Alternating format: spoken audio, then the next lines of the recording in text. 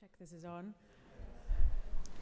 Morning, everyone, and welcome to the Royal Society of Arts. My name is Harriet Wenberg, and I'm Executive Director of INTBAU. In the really changing landscape in which we're all operating, there were a lot of moments this week and in weeks leading up to this when we weren't sure there was going to be anyone in the room with us, so it's very, very good that you're all here. And we also are live streaming this online, and just to say also a welcome to those joining us from Nigeria, Australia, Poland, Canada, Puerto Rico, Turkey, the Netherlands, Pakistan, Finland, Qatar, Greece, Norway, Bangladesh, the USA, and Italy, amongst others. So we've got a very international crowd with us today online. And in the room, we're very pleased to have representatives of some of INTBAU's 38 international chapters, supporters of multiple sorts, members, potential members, trustees, and friends. So this fourth World Congress of INTBAU's has as its theme, How We Build From Here. And the here that we had in mind originally was COP26, which some of you will know took place last November, but we postponed, obviously, and really any present tense will do as here. The thinking behind the theme was the ubiquity of this 39% statistic, that being the combined construction and operational carbon footprint of buildings worldwide. And that rather significant percentage presents an opportunity for the built environment sector to affect positive change worldwide, and also presents an opportunity for INTBAU, which gathers traditional methods of designing and building both buildings and places from around the world. And the substance of these traditional methods can have, should have, something vitally important to offer in the here and now by making buildings and places built to last and through adaptations to climate and context accrued over generations. So today we look at how we build from here through the question, what with? And in this session, we look specifically at words. And it's difficult, I'll say now, introducing a session on words because it makes you incredibly conscious of every single word that you're using to introduce the session. But impossible not to use words. If a building can be no better than what it is made of, then the same can be said of any green agenda and the words chosen to shape it. In this session, we're looking at the intersections between language and architecture, at where words point to positive impact and change, as well as at how words and their meanings can be overused, misused, and put in the place of 1,000 varying definitions. Our first speaker for the day is Adrian Forty. Adrian Forty is Professor Emeritus of Architectural History at the Bartlett School of Architecture at University College London, and is Honorary Creator of Architecture at the Royal Academy. From 2010 to 2014, he served as president of the European Architectural History Network, and appropriately to open this session, amongst other titles, Adrian is the author of Words and Buildings, A Vocabulary of Modern Architecture. His main interest is in architecture's role in societies and culture, and his research includes work on the design of consumer goods, on language and architecture, and on architecture, collective memory, and forgetting. Adrian.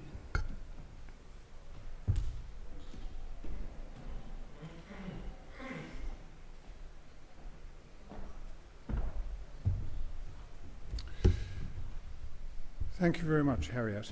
Thank you. So what happens when we talk about architecture? Well, architecture is made out of wood and stone, brick and cement, but also out of words. This is not a particularly new or original observation to make.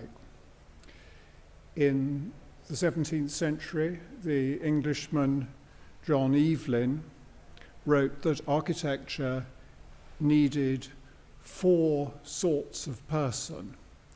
And the 4 sorts of person were, first of all, the architectus ingenio, that is to say, the person who invents and has ideas. Secondly, it needed the architectus sumptuarius, the patron with a full to overflowing purse, as Evelyn put it. Thirdly, the architectus manuarius, that is the craftsman who makes the building. And fourthly, the architectus verborum, the architect of words, whose business was to expound the work. So if we take Evelyn's scheme, architecture is made out of 4 things: ideas, money, craft, and language. Now, one may argue about the relative importance of these four, but Evelyn was right. I think you need all four for architecture to happen. Of the four, language is the one that has, I think, been least talked about. We know quite a lot about the ideas, the money, the craft part of architecture, maybe not as much as we should, but rather less about the language bit. So just to introduce a few thoughts about this. Certain things follow from acknowledging language as one of the materials of architecture. And I'll point to two in particular.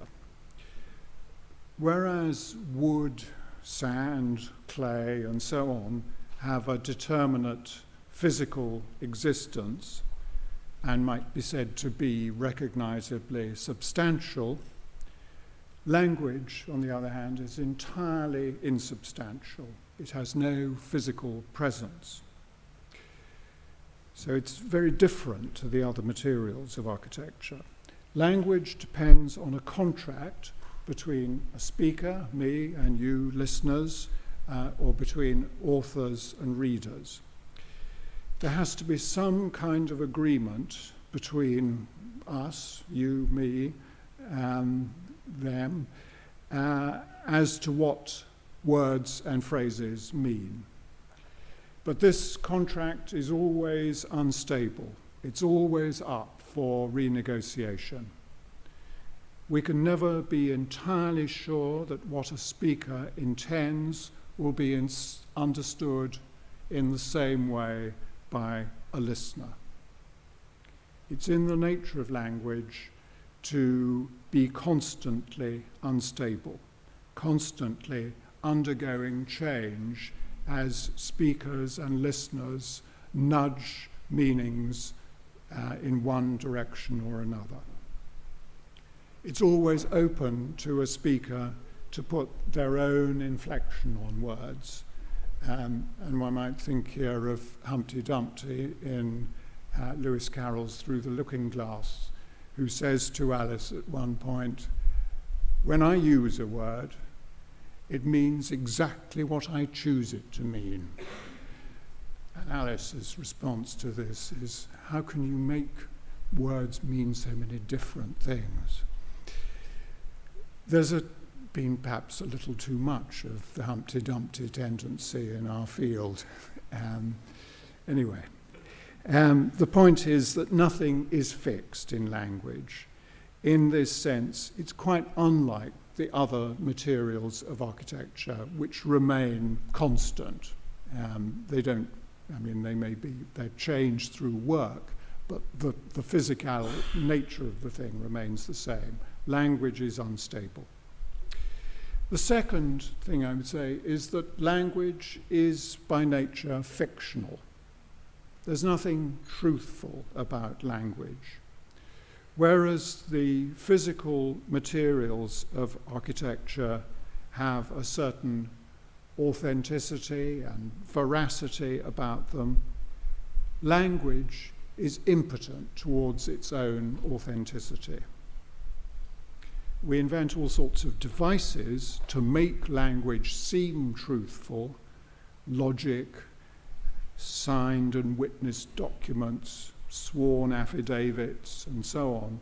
But the fact remains that we are always in doubt as to whether language tells the truth or not. It's inherently fictional. Now, these two deficiencies of language, its lack of stability, its lack of veracity, are sometimes seen as defects, making it seem unreliable, untrustworthy, and maybe unsuited to the world of architecture. But if language fails these two tests of stability and veracity, that doesn't make it worthless. It has other features which are strengths. And I'd point to two in particular. The first is that language enables us to see one thing as another. Language's metaphorical function, allowing us to see as, is a vital escape from the reality-bound world of building. Language frees us to the possibility of one thing becoming another. In this way, language allows us to grasp nuances, generalities, all things that on its own building struggles to convey. Buildings, one might say, suffer from an excess of reality. There's nothing more real than a building. Language allows us to keep some of this reality at bay, to imagine possibilities, alternatives, and in that way it opens up the scope for architecture. The second strength of language that it offers, I think, is that language operates at two levels. It denotes, these are the meanings found in the dictionary, but it also connotes. Connotations are all the unwritten, unspoken implications carried by words. Now, one particular connotative function of language is the way people choose words in order to signal allegiances. In architecture, the use of certain words aligns people with this or that tendency. We're familiar with this from politics. It happens all the time there, but it happens in our field too. Nowhere is this more apparent, I would say, than in the vocabulary around sustainability, not noted for its precision. The way words connected with sustainability, things like ecological, regeneration, retrofitting, and so on, are generally used, can hardly be said to be exact in the way that they're normally used. But what they do is to align the speaker with a green agenda, if you choose to call it that. And their purpose, at least as far as they are commonly used, is to show what side someone is on, and that, or claims to be on, and that's a value, and it's important to recognize that. So just to wind this up and to close, my message is don't expect things of language that it's not suited to. Veracity, constancy. These are things where language will always fail. It can't deliver them. But instead, respect language for what it can do, which is to enable us to imagine, to describe possibilities, alternatives, uncertainties, imprecision, all things that we need to be able to do. It has real strengths at doing that. In it, as I say, I think it's an escape often from the reality-bound world of building. And secondly, I think for its ability to connote, to signal things that we might not want to say directly, to signal attachments, allegiances, and so on. These things are important, they matter, and we should respect language for what it can give us. Okay, thank you.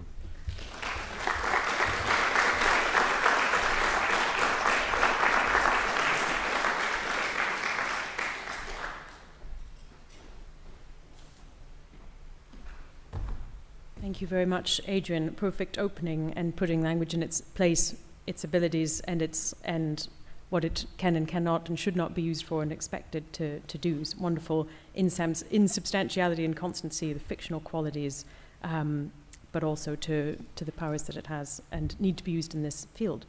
We're going to have a slight change to the program next and come to Barnabas Calder. And we're also just going to have a brief tech moment to get a machine plugged in, I think maybe right below where my feet are. Should we try to do that? And then I will introduce you with your bio. So it's my putting my money where my mouth, not putting money where my mouth is, and not replacing my laptop now that the battery is completely defunct in an attempt to avoid wasting viable electronics. Shall I move this thing and see if that helps? Will that cause disaster? Worrying under there. I don't see any plugs either. Well, I could deliver it from the back of the room. Yeah, it might be. Let me just check.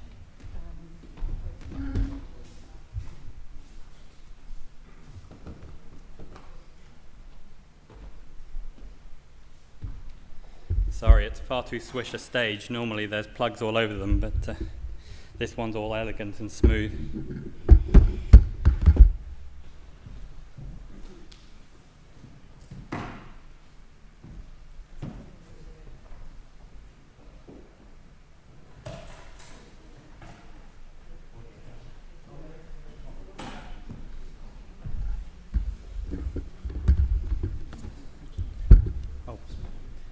The difficulty is that that's blocking the access. I can just do it here.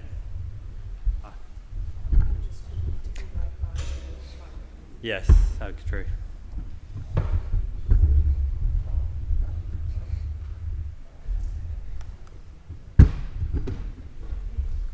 Thank you.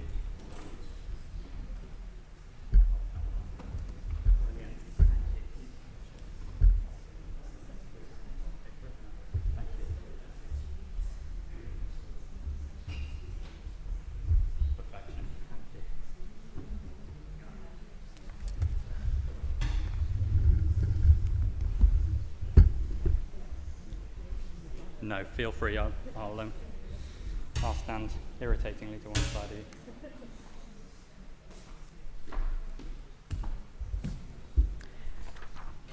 Great. So Barnabas Calder is the author of Architecture from Prehistory to Climate Emergency, and he is head of the Architectural and Urban History Research Group at the University of Liverpool. Barnabas. Thank you.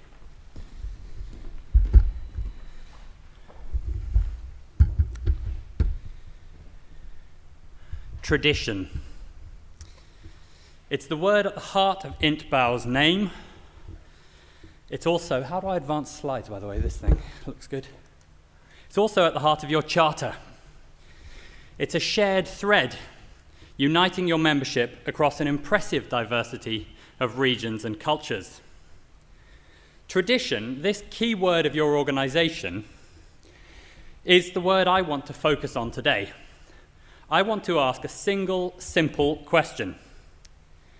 In the context of the climate emergency, is architectural tradition, as your charter states, in balance with nature? In other words, can the expansion and revival of pre-modern architectural traditions make a significant contribution to the pursuit of the zero-carbon architecture, and that's not an imprecise term, without which we are otherwise doomed to climate catastrophe? I should first of all thank you for inviting me to speak today. An invitation from INTBAU came as a delightful surprise.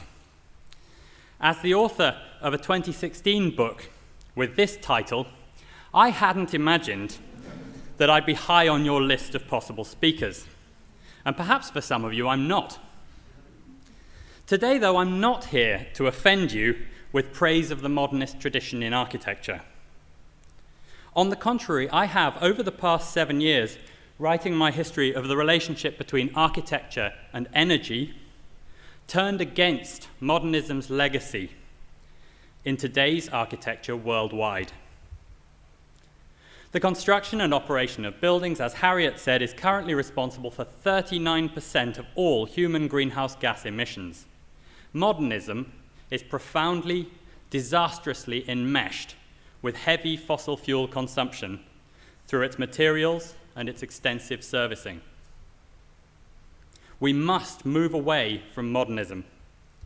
And in our search for scalable, humane, zero-carbon architecture, we can and must learn from architectural traditions. Looking around the world, the pattern is recurrent. Pre-modern architectural traditions were well adapted to their climates, cultures, and local materials at all inhabited latitudes. In conditions of desert dryness or monsoon humidity, architectural traditions helped out. They allowed steppe horse people to move with their herds, but to remain protected against ferociously icy winds by well-wrought felt and hide. Other architectural traditions allowed people to live at great density or to thrive in some of the most inhospitable regions of the planet. Lessons from some of these are being learnt, with deeply encouraging revivals of cooling through a combination of solar shading, thermal mass, and evaporation of water in some new projects in the Middle East, for example. Modernity itself could be defined as the spread of fossil fuel techniques and culture around the globe, with the complex entanglements between fossil fuels and colonialism, imperialism, and white supremacism. Western architects used political and technical powers to export their ideas of what tropical modernism might involve to a large range of countries. Again and again, worldwide, the arrival of fossil fuel modernity has brought with it carbon-intense dependence on concrete, steel, and central heating or air conditioning, grotesquely green lawns forced into life amidst desert landscapes through an abundant supply of water, desalinated at enormous energy cost, T-shirt warm interiors in temperate winters, and suit jacket cool interiors in expensive hotels and offices in the tropics. With fossil fuel modernity has come car-dependent urbanism and ever-growing demand for oil and gas. Of course, modernity has brought improvements too. To take one simple example, concrete floors harbour far fewer pests and parasites than earth floors, substantially reducing child mortality and illness. But the overall picture is one of a great disruption, as fossil fuel dependency and its architecture have swept the world, particularly over the 20th and 21st centuries. So far, so uncontroversial, for this audience at least. But there are implications of these simple truths that may be less appetizing for some traditionalists, especially perhaps here in England. What might tradition mean in an English architectural context? And to what extent can English architectural traditions be said to be in balance with nature, as your charter demands? It's common practice to take Georgian architecture as being, in some sense, traditional.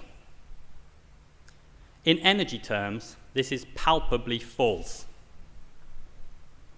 The great rupture between tradition and modernity in English architecture took place earlier than anywhere else on Earth, thanks to the chance proximity of easily mined coal to cities and water transport here.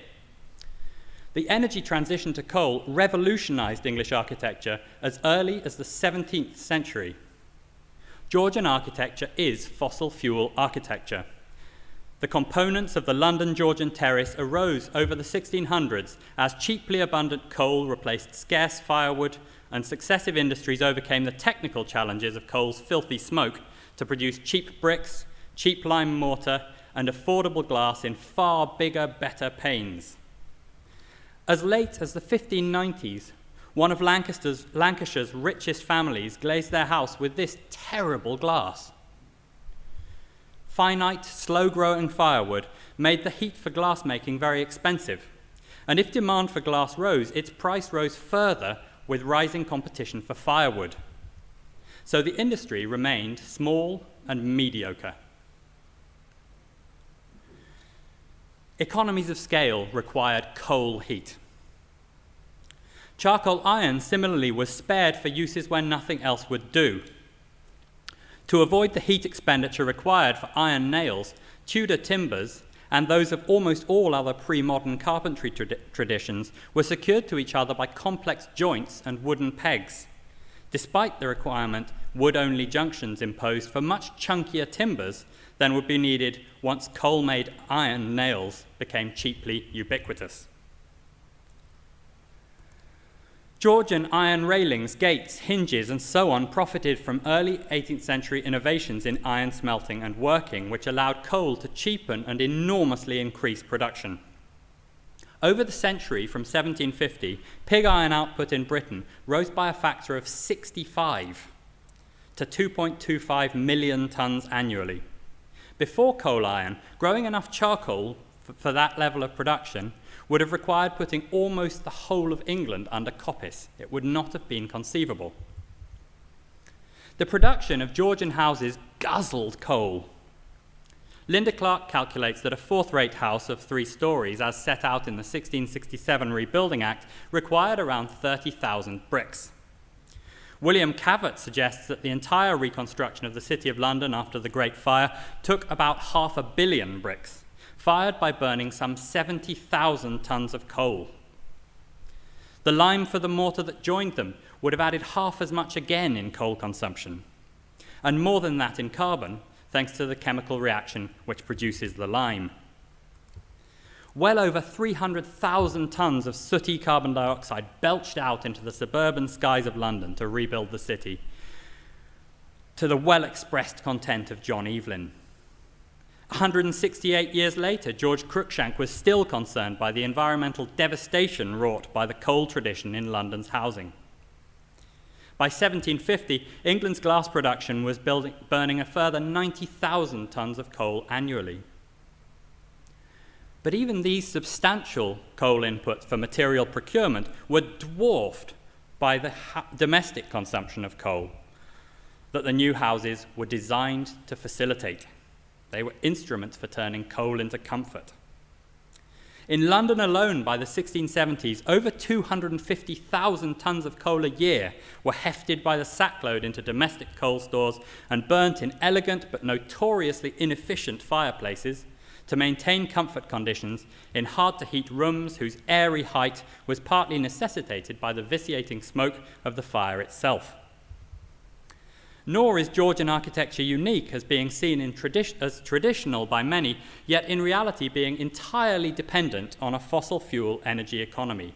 The same goes for Usman's Paris, Cerdà's Barcelona, and many or most of the world's other 19th century great cities, all starting to embrace the new technologies and economy of coal, steam, and by the end of the century, the start of electricity and oil. Is any of this in balance with nature?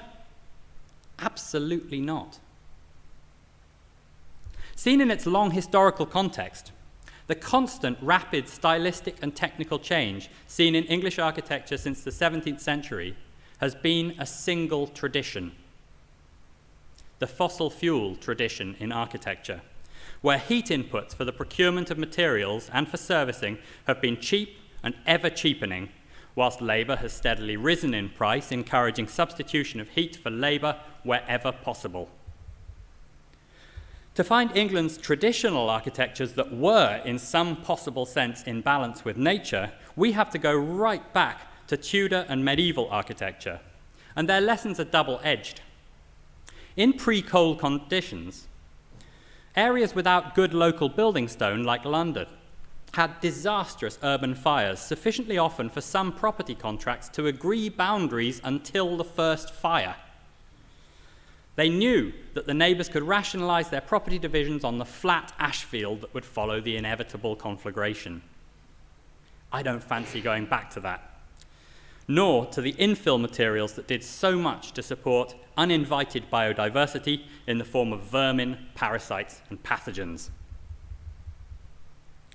The biggest challenge our species has ever faced is to avoid climate catastrophe for humanity and the planet's other life by radically cutting our greenhouse gas emissions very fast indeed, right now.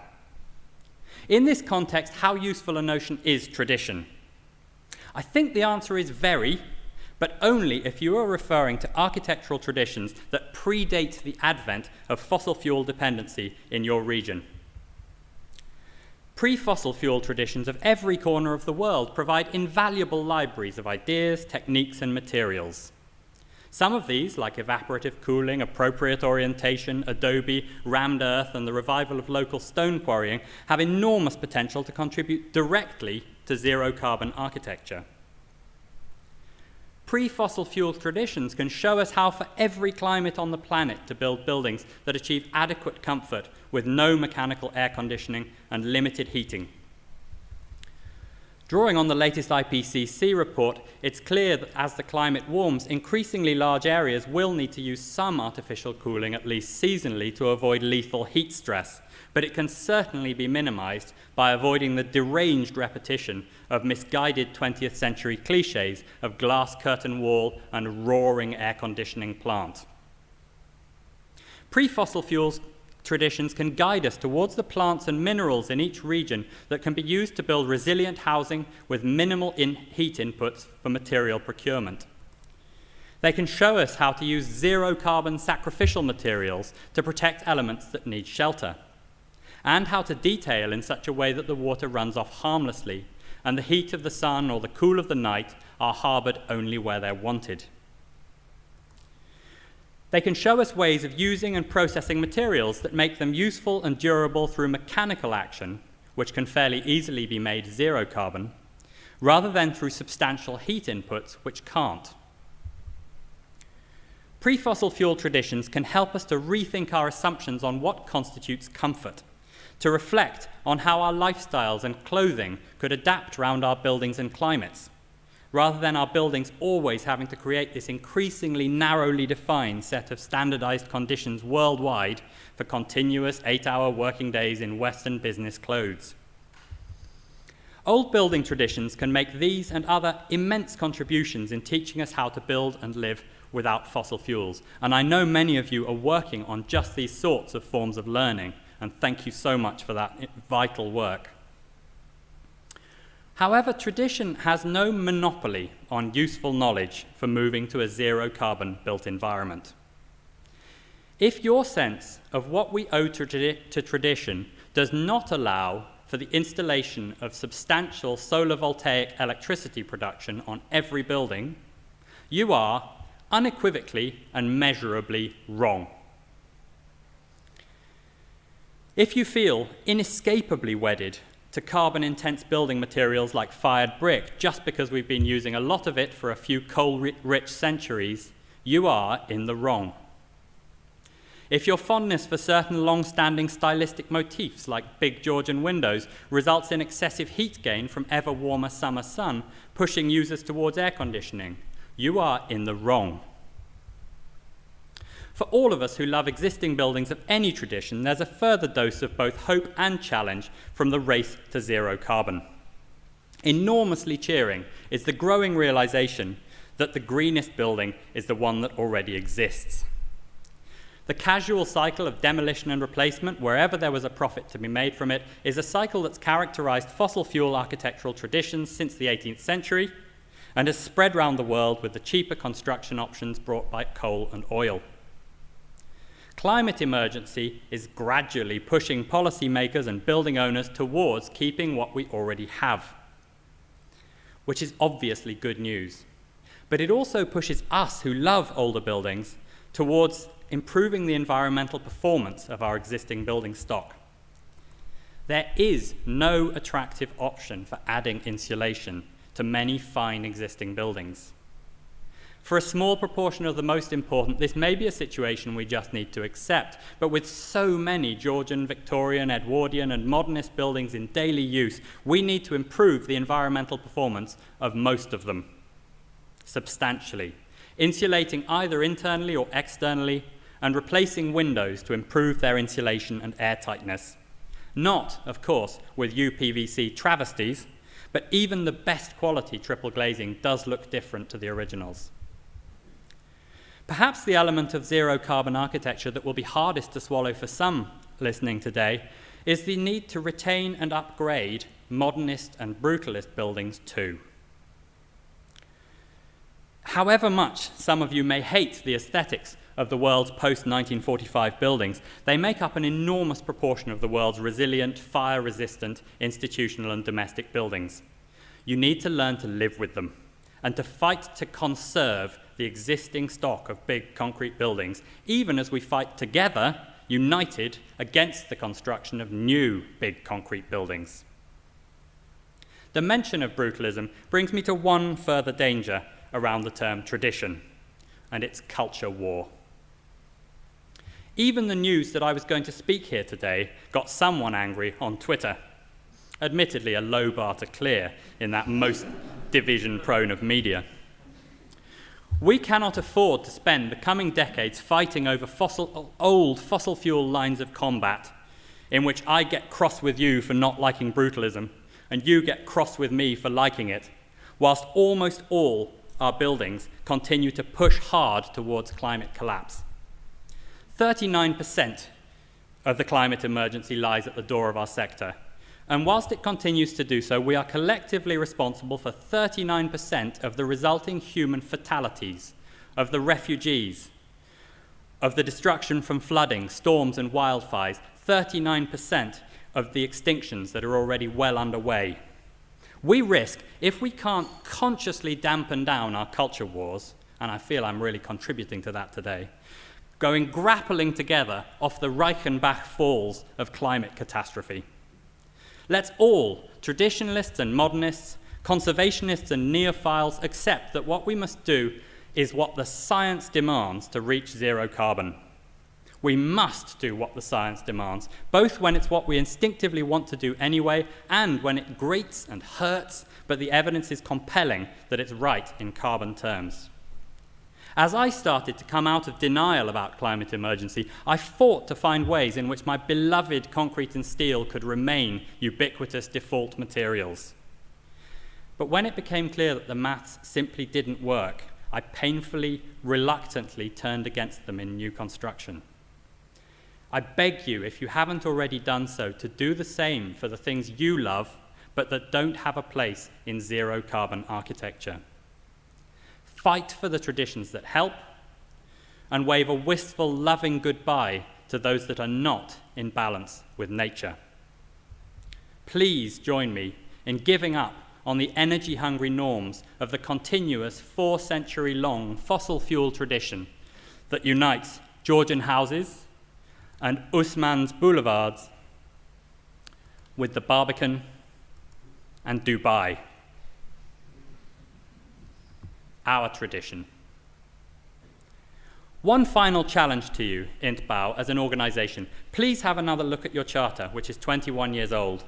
Please consider making explicit in it the distinction I propose today between traditions born of and dependent on unsustainable fossil fuels and those which predate fossil fuel dependency. It's the latter that the architecture world must get behind. They stand a real chance of helping us to save the habitability of our planet. Thank you very much.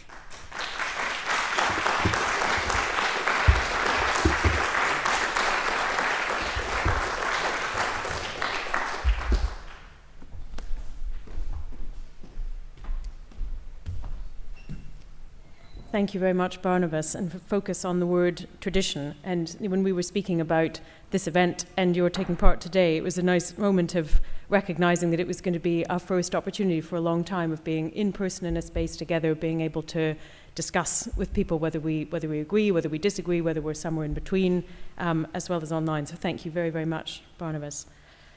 To our third speaker, Peter Clegg. Peter established Fielden Clegg Bradley Studios with Richard Fielden in 1978.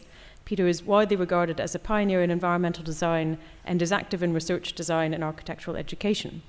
He has authored various books on low-energy design, including the Environmental Handbook, and he co-authored the Manifesto for Climate Responsive Design, which looks at the future direction of architecture in East Africa and how it will respond to the environmental crises we face. Peter.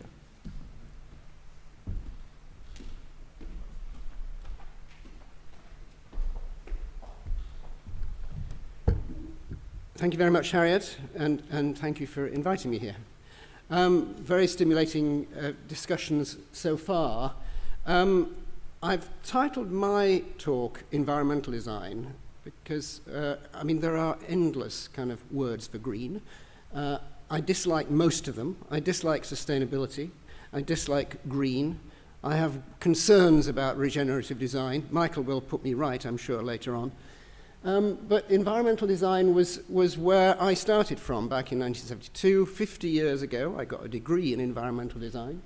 And when we came to look at the first 25 years of the practice, we wanted to produce a book about what we stood for, and we called it the Environmental Handbook, simply because it seemed the most basic and almost timeless word that we could use, which described an approach to designing with nature and with climate. And that was a book that sort of told about the first half of the practice's work, really, which was attempts to look at ways in which we could reduce carbon. And it all went back to, from my point of view, two books, really, which influenced me hugely during the 60s. And they're both very interesting, I think, just from the words, from the titles, Designing with Nature and Designing with Climate. And Victor Olgier was the first person really to look scientifically at what Barnabas has been saying about traditional buildings and the way they operated in different climates throughout the world. And Ian McHarg, Designing with Nature, as opposed to the international movement, international style, which basically said you can do anything you want anywhere, and nature might or might not have a part in it. And when I wrote that book back in 2007, the Environmental Handbook, again, going back to my roots, it seemed to me that the person who'd put down these principles in such a simple way, it was Karl-Heinrich Robert in 1989, just after the Brundtland Report. And basically, these four statements, if you follow them, you will end up with an architecture that actually is not carbon profligate. In other words, taking substances from the earth and pushing them into, that's just taking fossil fuels and turning them into the carbon that is causing global warming at the moment. And you can see back here that they reflect, this Karl-Heinrich Robert's views were reflecting concerns about acid rain at that time, about lack of biodiversity at that time, going right back to the sort of principles that established what for me were a new environmental movement in architecture. Now, I want to talk about not the work that we're doing in this country, but the work that we have been doing for the last 15 years in a very small way in East Africa. Since my partner, Richard Phelan, died 18 years ago now, we set up a charitable trust which followed in his background in East Africa. And we have been working in Uganda, Burundi, Madagascar, Malawi, etc., doing small projects, very small projects, but actually learning from traditional building techniques and putting in ideas to try and transform them into more climate-responsive architecture. And this is a useful reminder, really, of just the carbon emissions per capita across the world, from the Dubai and the United Arab Emirates at the top, and right the way back down to Rwanda at the bottom here, just to remind us that the problems of the world are just totally different. It's very easy for us to get totally absorbed in the global north, I suppose. And just to put that in a slightly different perspective, this, as some of you may know, this is Kate Raworth's doughnut economics philosophy, which is basically saying that there is a zone that we can comfortably exist in within that circle. We are failing to meet our own needs, and outside that circle, we are abusing the planet. So if you look at the way, again, different countries relate to that, you can see in the UK here, we are completely overshooting planetary limits in terms of carbon emissions, in terms of our ecological material footprint. If you look at Rwanda, the problems are all within the center. They are failing to meet the basic human needs in terms of education, social care, health, etc. And again, just looking at this graph, really, of the percentage of population growth by 2080, with the higher up you are in this graph, the greater the increase in population, as opposed to climate change vulnerability. So the real issues for the future are mostly in Africa, the orange-red countries of the world there, particularly then East Africa, around Burundi, etc. Europe is kind of comfortably okay in terms of its population growth and indeed its vulnerability to climate change. So I think it's just worth thinking about that, and also thinking, this is a very interesting bit of work done by the Commonwealth Society of Architects, looking at, in blue, the number of architects and planners per capita in each country, and in orange, the rate of urbanization each country. So you can see we've got huge excess of architects and planners in the UK. And poor Gambia, Uganda, Kenya, Rwanda, etc., have very underdeveloped, I suppose, capacity in terms of the ability to deal with the urbanization that is going to hit them. So that's become much more of an interest of mine over the last 15 years. We set up the Richard Fielding Foundation. We've built these kind of things. They're very, very modest architectural endeavors, mainly schools, health centers, etc. Buildings that replicate, that provide shelter for a school as a tree provides shelter for a school in traditional East African countries. And basically, these are the mission and objectives. I won't go through them in detail. But working with local communities, working on education as well as the buildings that provide education. So there are educationalists on our Board of Trustees as well. So we're working with local school communities, providing help and support for them, not just providing buildings. Looking at the extraordinary graph of carbon emissions per capita, this is just selecting 4 of those: the United States, United Kingdom, Uganda, and Madagascar. This is CO2 per capita, and extraordinary climate injustice, if you like. But the interesting thing, going back to what Barnabas was saying, if you then look at what the carbon emissions are because of people cutting down trees and burning wood, it begins to look like this. And the problem we have in Madagascar, for instance, where we're doing a small project, is that the rate of forest destruction is enormous, not necessarily because people want to plant palm oil. It's simply because of the expansion of the population requires that thirst for timber, mainly as a heating fuel and a cooking fuel. So the carbon emissions from forest loss are extraordinary. Now, I'll just show you 1 or 2 of the projects that we've done. This is one of our favorite little schools in southern Uganda, and it's a project where we did chop down some eucalyptus logs. These are eucalyptus trees, which are an invasive species, and we built this little circular building, no steel connectors, 12-meter span, reciprocal frame, so everything is locked together. And we have built all the blue buildings on this school site here to take it from a school of 70 to a school of 270. The main issues that we deal with are drainage, sanitation, wash. You know, the standard principles of getting all that right is very, very important to deal with, to start with. And then to provide a sort of sense of community focus. Often we require shelter, not building. And a little dormitory building that we built, tucked into the hillside, very steep sloping site. This is in Rubengera in Rwanda. It's a technical vocational secondary school dedicated to the development of timber technology. So this is the first place in Rwanda that we've produced laminated timber beams and I-section timber beams, and it's teaching a new generation of students and potential carpenters, etc.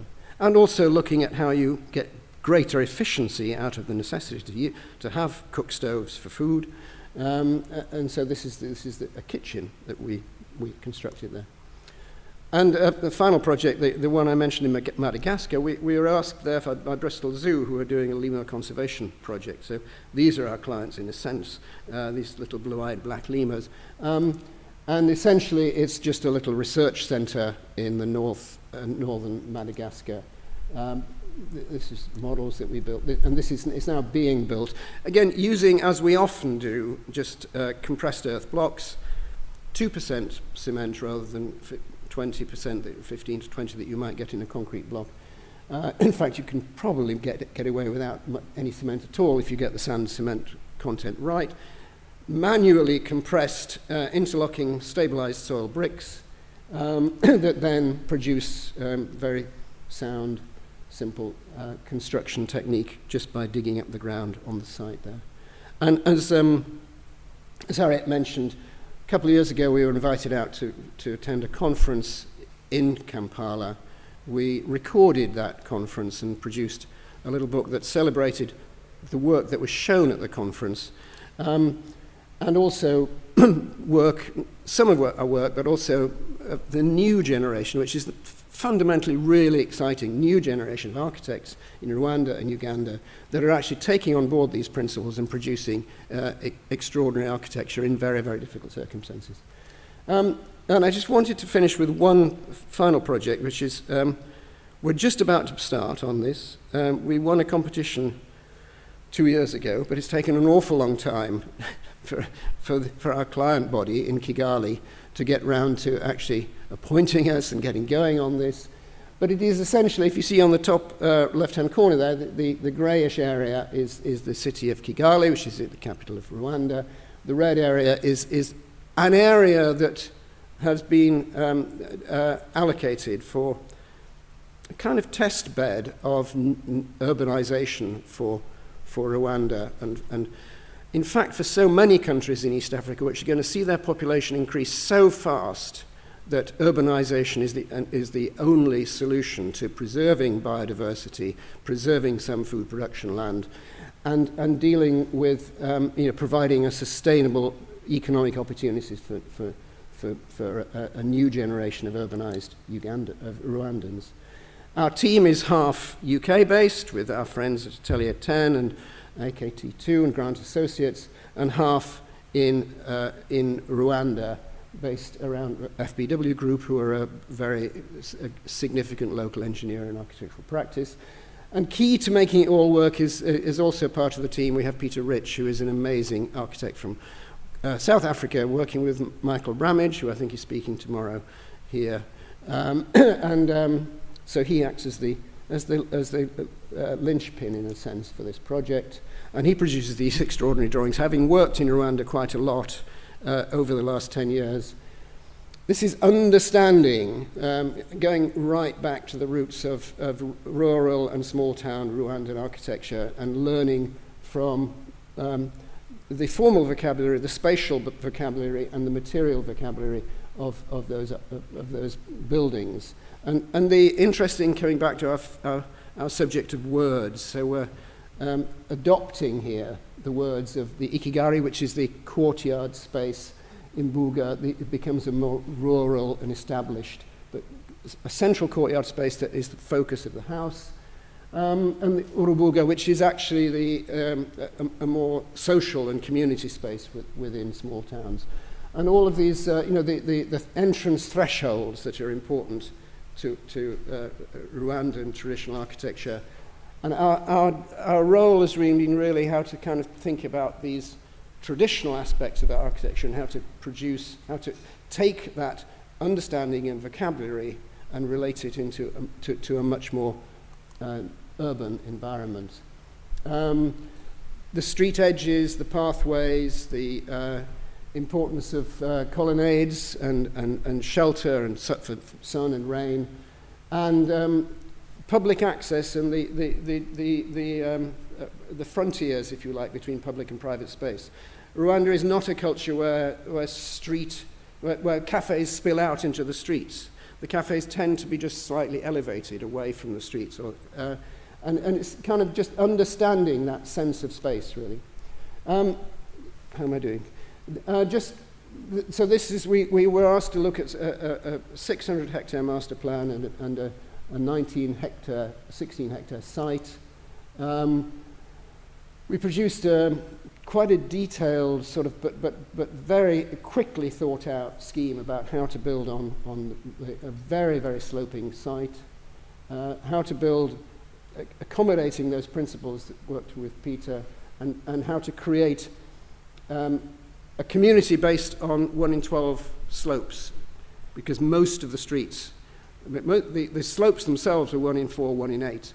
So the diagonal routes across those slopes gave us a language of 1 in 12 streets, community focus, and a series of simple core design principles, which I won't go through because I'm running out of time, but just to look at the conceptual design, we started out with, the site is an island hill, really, very, very steep-sided hill.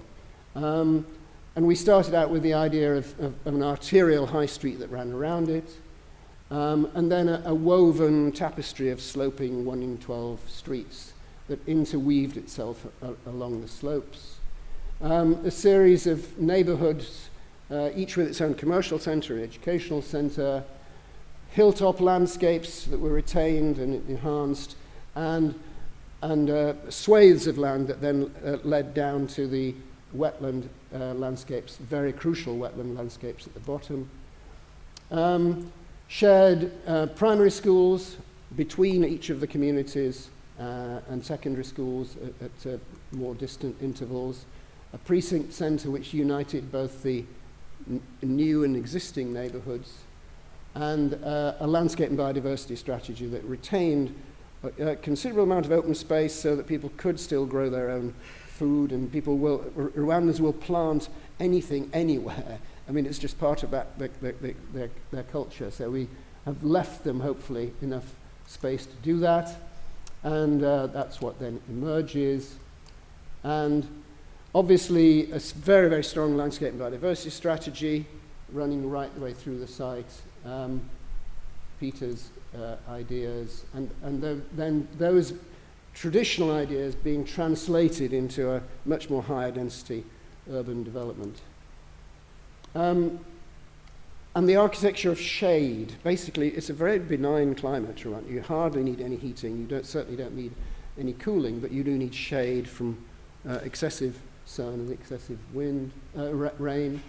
So colonnades become the architecture that we will unite everything, together with these the 1 in 12 roads and the green swathes each side.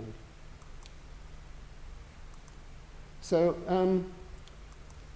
we look forward to developing this over the next couple of years. It's going to be a real challenge because it's creating a much, much higher density development than most of these people are going to be used to.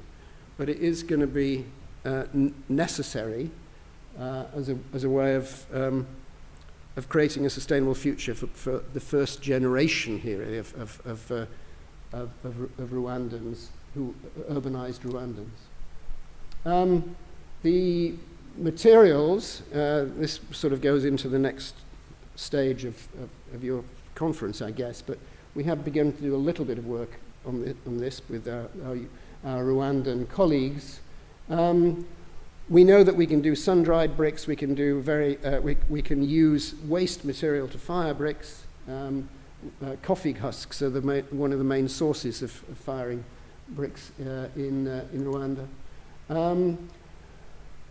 We can, for smaller scale buildings, we can use load-bearing brickwork. For larger scale buildings, the task is we cannot avoid using cement, but we can minimize the use of cement. So constantly thinking about using brickwork as or unfired bricks as cement and concrete substitutes, and these vaulted structures which Michael Ramage, Peter Rich have been working with for some time, and thinking about avoiding using a flexible concrete frame, but allowing people to build within it, so beginning incremental development of housing, etc. And some of the work that some of you will be familiar with of the Catalan vaults that have Peter Rich and Michael Ramage have been working on. And throughout, the most important thing, creating a version of a sustainable urban drainage system which works in a country that has intensely heavy rainfall from time to time without using excessive amounts of concrete. That's a video, but I'll probably skip it if I can, and just finish there, because I think it's important to think about this whole issue of climate change from a climate justice perspective, and an understanding that there is half of the world out there that is not got our set of problems, which is desperately trying to reduce carbon emissions, which is a completely different aspect of our work when we're working in this country. But the problem really is creating a new set of communities, a new urban communities, to enable those people really to survive in countries where the climate crisis is going to hit hardest. So I'll leave that with you. Thank you very much.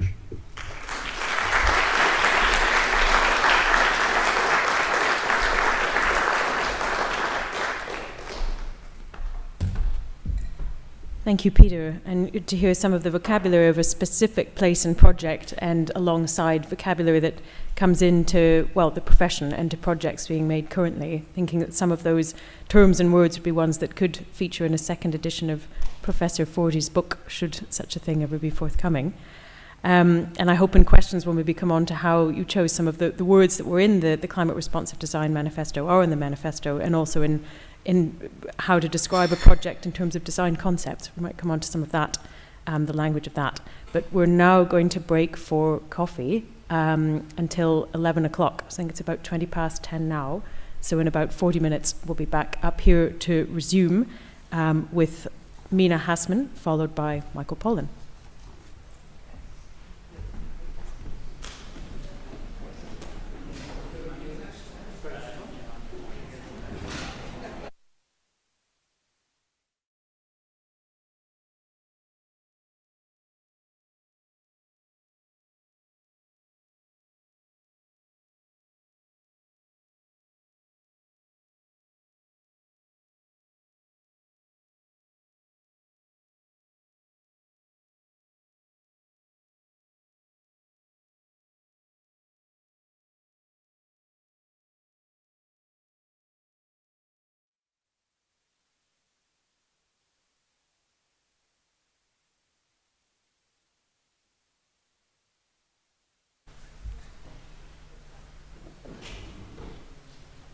Check now. Yes, there we go.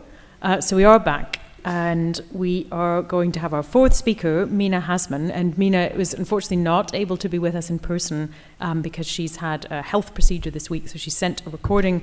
But to introduce her briefly before we see that, Mina Hazman leads Skidmore, Owing and Merrill's European sustainability operations.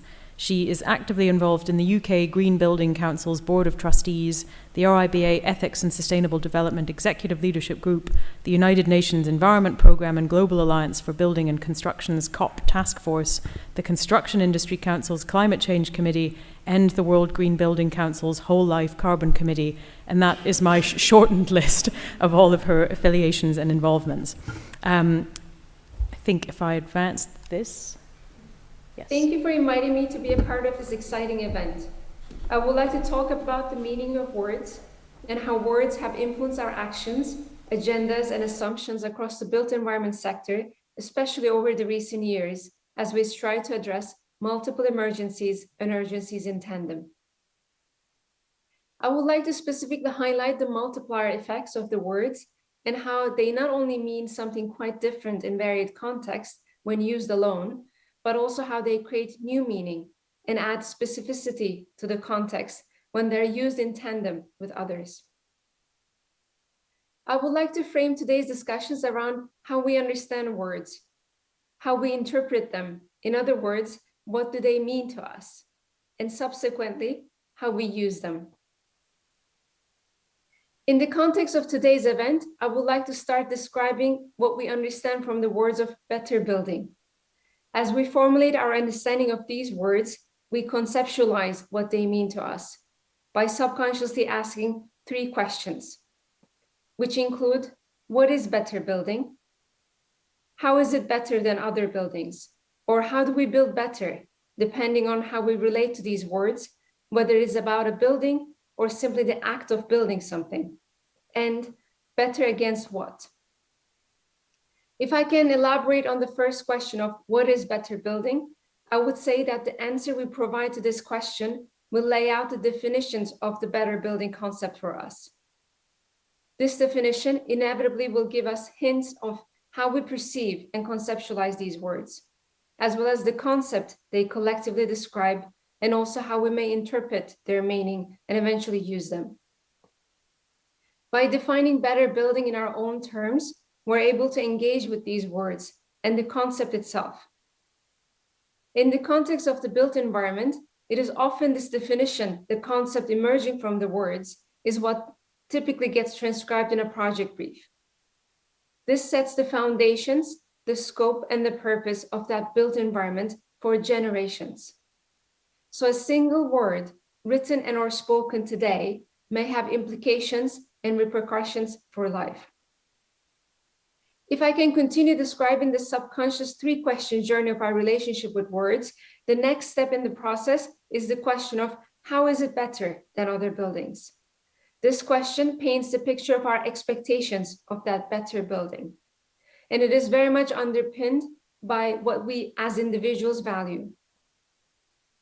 We often describe something as better based on our ethical values, as well as moral principles of what good looks like in our opinion, which will consequently determine what better of something compared to another would be.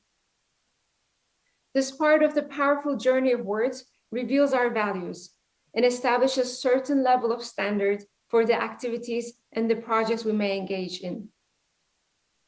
At the end of this road, we arrive at formulating the targets that all the stakeholders in a project would agree to deliver on. In other words, the project outcomes.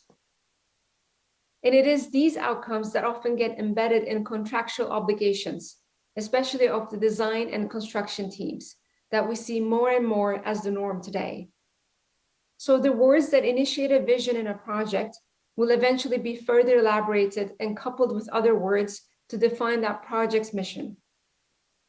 All in all, determining the foundations for that project and building a roadmap for various assessments the project will undergo, the timeline against which key actions will need to be completed by, and the group of actors, the stakeholders, who will be held accountable for delivering on these predefined project outcomes.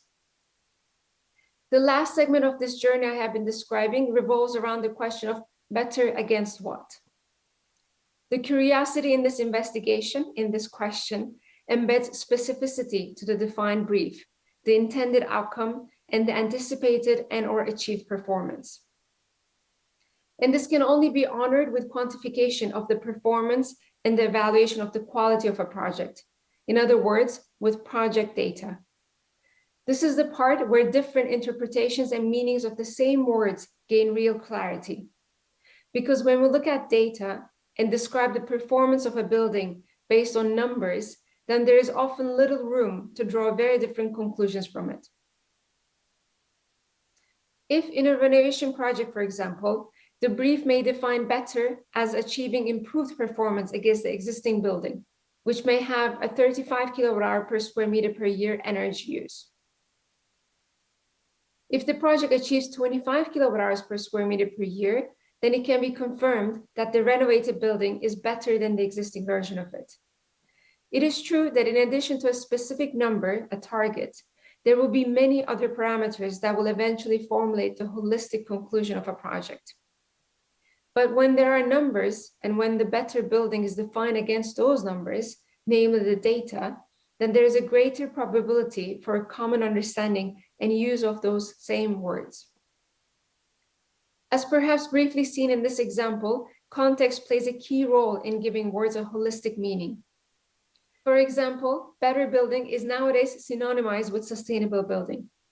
But a sustainable building in Riyadh, Saudi Arabia, will have a different meaning and interpretation when compared to the one in Venice, Italy, or the one in Montreal, Canada. In Riyadh, a sustainable building may be the one that shields against the harsh sun, whereas in Venice, a sustainable building may be the one that endures flooding or sea level rise. Or in Montreal, it may be the one that resists freeze and the excruciating cold the city faces every year. The same thinking also applies in the context of a building's end users. For example, a school building may be described as sustainable by its end users if it has a lot of integrated technologies and gadgets that measure the building's energy use or air quality, and that teaches children about the building's performance. A hospital building, on the other hand, may be predominantly described as sustainable if it integrates nature due to nature's healing powers. And an office building or a residential one may be described as sustainable if, for instance, it has integrated renewable systems such as PV panels, or if it has a green roof or smart building systems. In the end, neither a building that shields against the harsh sun, nor the one that provides flood protection, or the one that integrates smart technologies, nature, or renewable energy systems alone can be called sustainable. Because the originally intended definition of sustainability encompasses sustenance, resilience, harmony, autonomy in their broadest and the most holistic sense.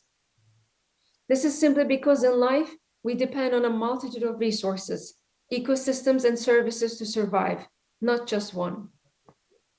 So the built environment must also be considered in the same manner.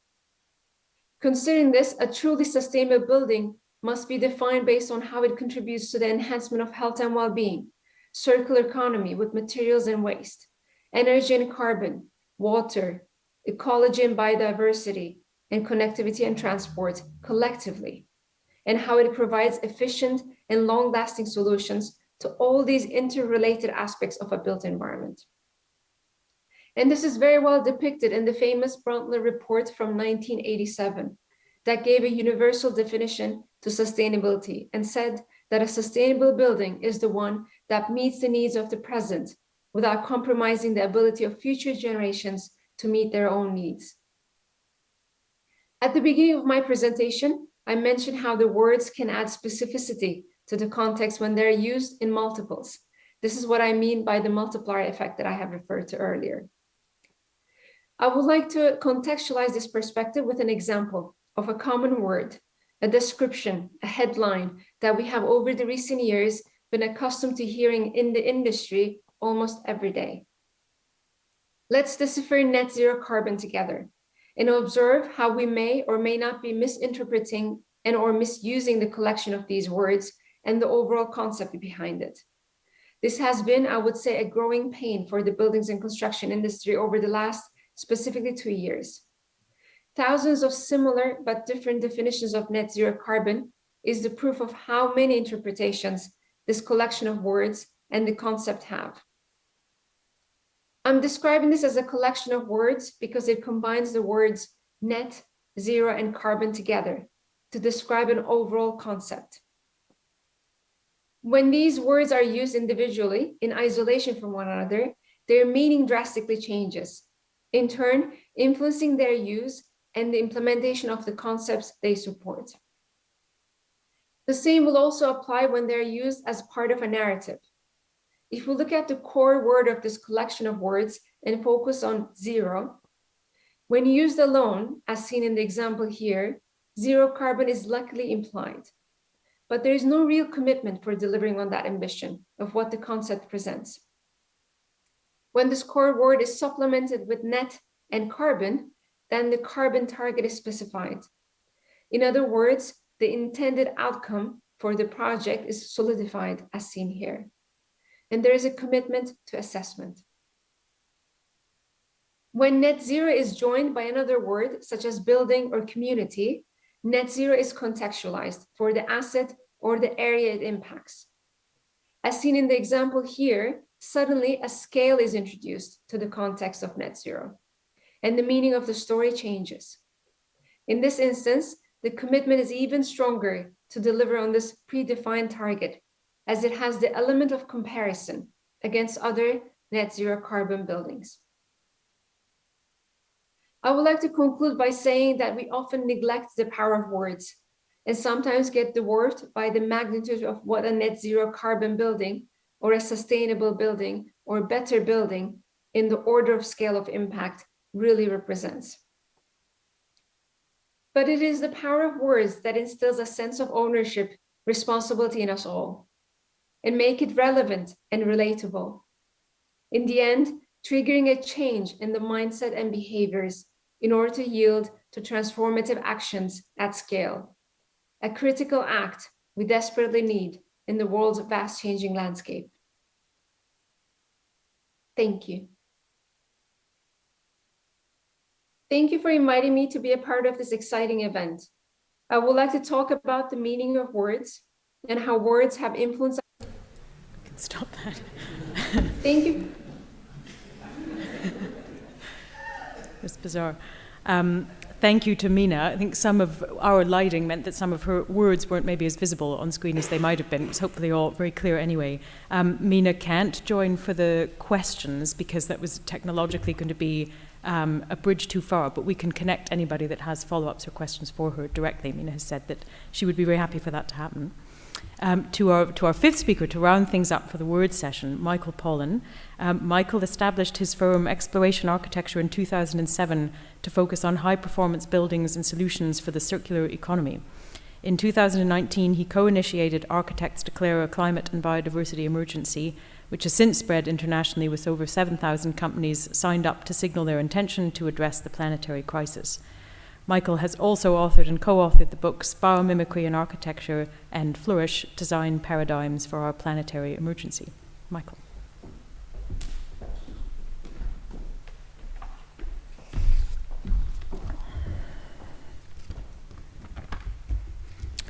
Well, thank you, Harriet, for that introduction, and thanks for involving me today. Words matter. Words matter because they shape our worldviews, and worldviews matter because they determine to a large extent how we behave at a societal level. And if we're going to rise to the planetary emergency, there are some really substantial changes we need to make to our worldviews. That's the essence of my presentation. And I actually think that we need to completely rethink our role as humans if we're really to rise to this challenge. I don't think it's going to be enough to focus so exclusively on carbon. We need to take a much more systemic view. And worldviews can be so prevalent that we're often not even aware we're kind of in them. You know, a bit like a fish in water being unaware of the water. And I'll give you one example. In the book I've written with Sarah Ichioka, we give quite a lot of examples of existing frames or worldviews and how we might shift those. So the example I'll give to start with is the phrase time is money. That's been repeated so many times that we can't even remember who said it. And sometimes it takes a really bold new worldview to displace an existing one. And the one we talk about in our book, it comes from someone called Karma Shatim, who was head of the Gross National Happiness Project in Bhutan. And Karma Shatim said, no, time is life. And contemplate for a moment the difference between those two. If you were the leader of a company or a country and you subscribe to the idea that time is money, then it would probably seem quite normal to monetize people and to exploit them. If, on the other hand, you subscribe to the idea that time is life, I think you're much more likely to respect people and also to ask more challenging questions about how you want to spend your precious time on Earth. You know, what is your long-term purpose? When I say long-term there, I don't mean like 5 or 10 years. I mean, what do you want to leave behind? What's your legacy? What kind of a good ancestor do you want to be?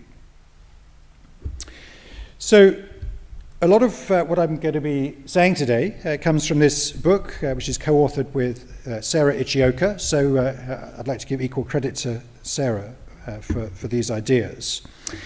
And the starting point for this book was the October 2018 IPCC report, because that really made it clear, I think, that sustainability and what we'd been doing for the last 30 years was just nowhere near enough.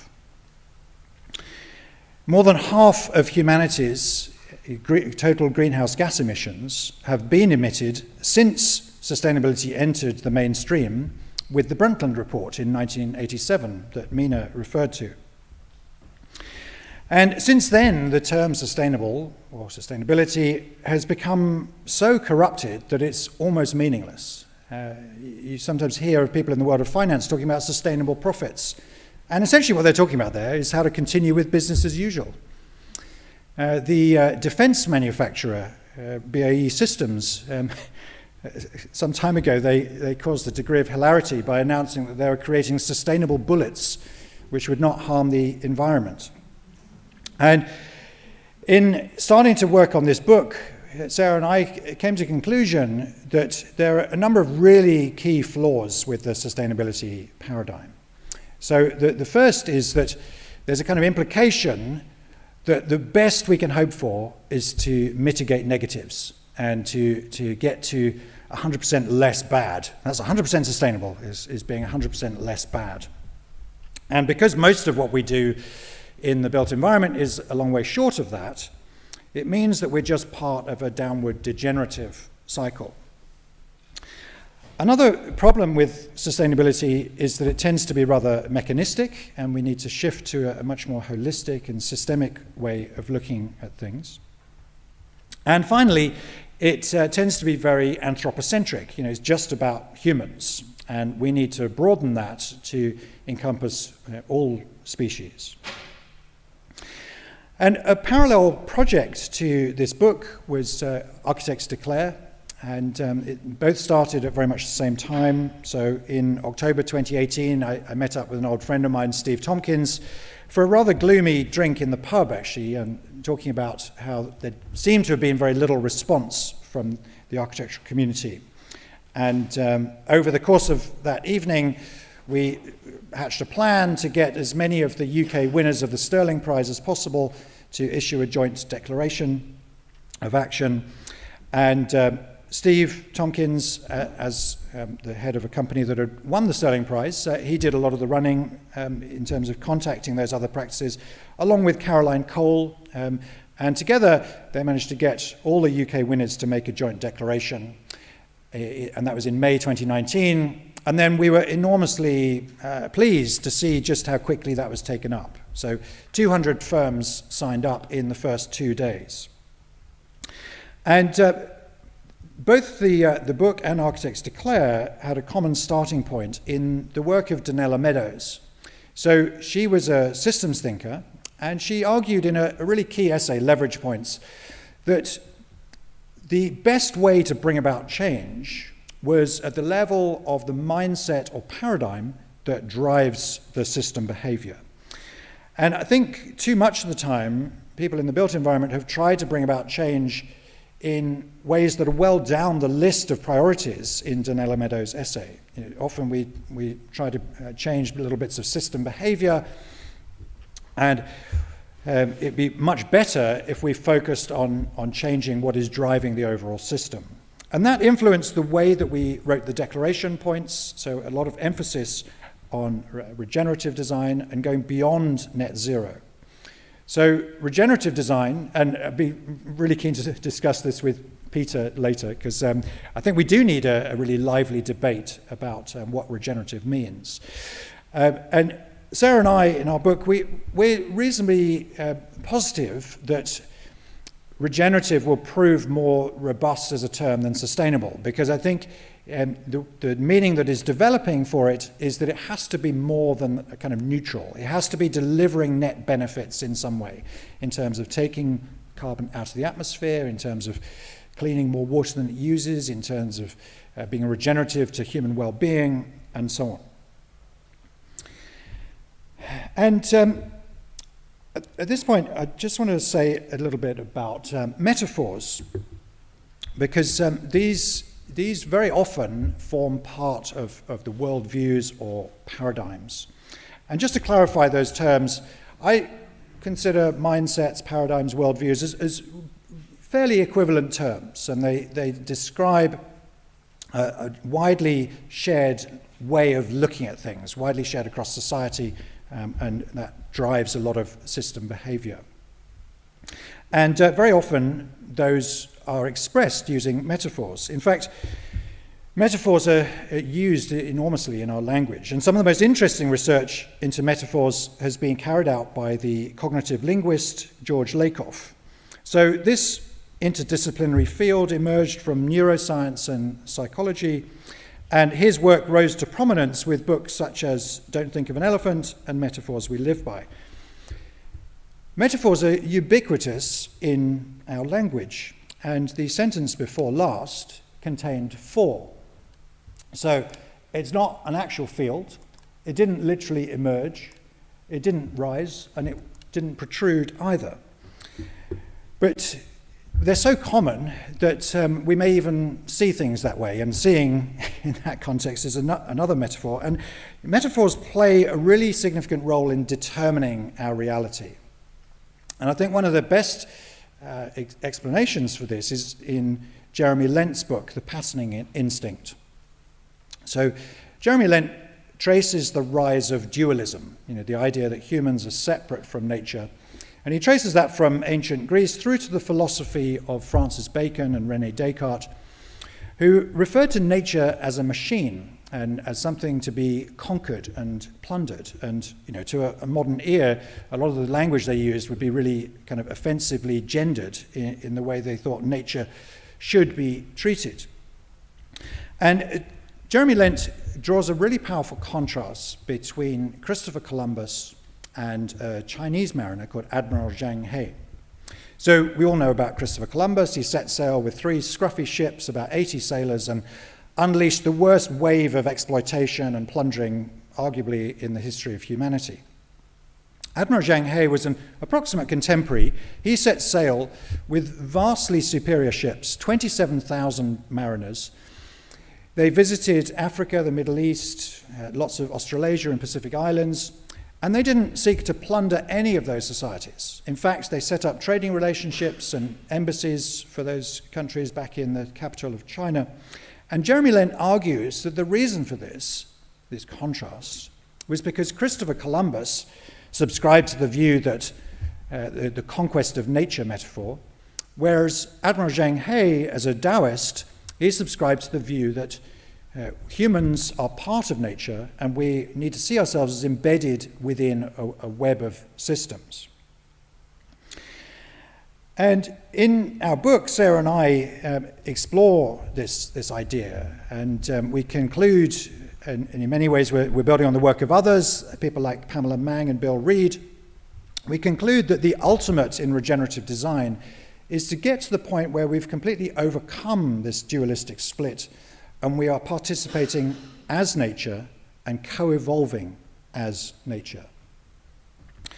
And the kind of forms that would take is something that we go to quite some trouble to describe, because currently there aren't many examples of truly regenerative buildings. But the good news is there are plenty of examples of buildings that do bits of this, and so we've got all the solutions, I would argue.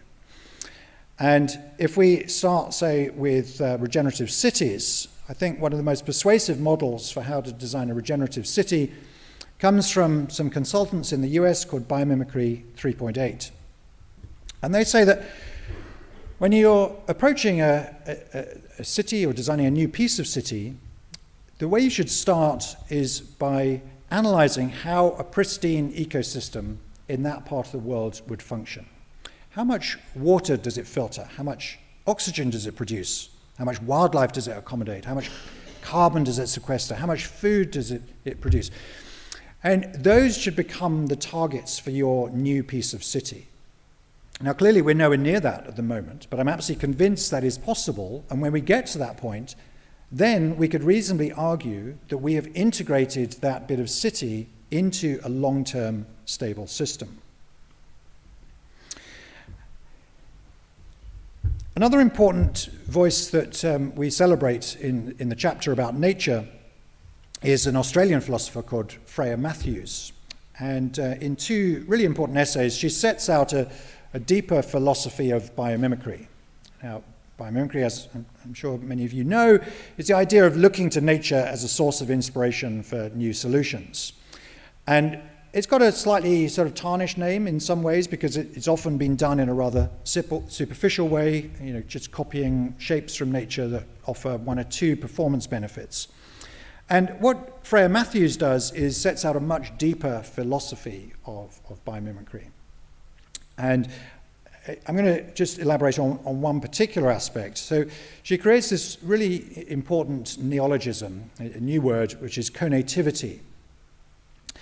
And that refers to the way that biological organisms have evolved not just to further their own ends, but have evolved in a way that actually maximizes the kind of well-being of the system as a whole. And really what we need to be doing as humans is trying to get to that same state. And that might seem like quite a challenge, because often the way we talk about sustainability is just about trying to be a bit less bad. But actually there are lots of examples from indigenous cultures of how they have managed to steward the environment so that it has a higher level of biodiversity than environments in which those people have not been living. So it's perfectly possible to get to the point where we are having a net positive impact on our environment and becoming really positive stewards. Freya Matthews refers to a line from Bill McDonough, where he talks about, as a designer, imagine you were designing a hair gel, you're a hair gel manufacturer, then what you should do is you should think about the river that hair gel is going to end up in, and you should think about what the river wants from the hair gel. Freya Matthews argues that that's along the right lines, but it doesn't go far enough. And what we should be doing is thinking about what does nature want us to want in the first place. And I realize that may be quite a challenging idea, and it doesn't have to mean that we would be kind of subsumed into nature, not at all. We could create structures in nature that are every bit as celebratory as bowerbird nests and strelitzia flowers. And I also want to stress that I'm not talking just about the direct mimicking of natural forms. I'm actually trying to tap into a sort of deeper principle. And so, for instance, a beaver doesn't just try and disappear into nature. Beavers bring a new landscape into being of which their dwelling is a part. And it actually massively increases the richness of the biodiversity in the area that it inhabits. And we could do the same.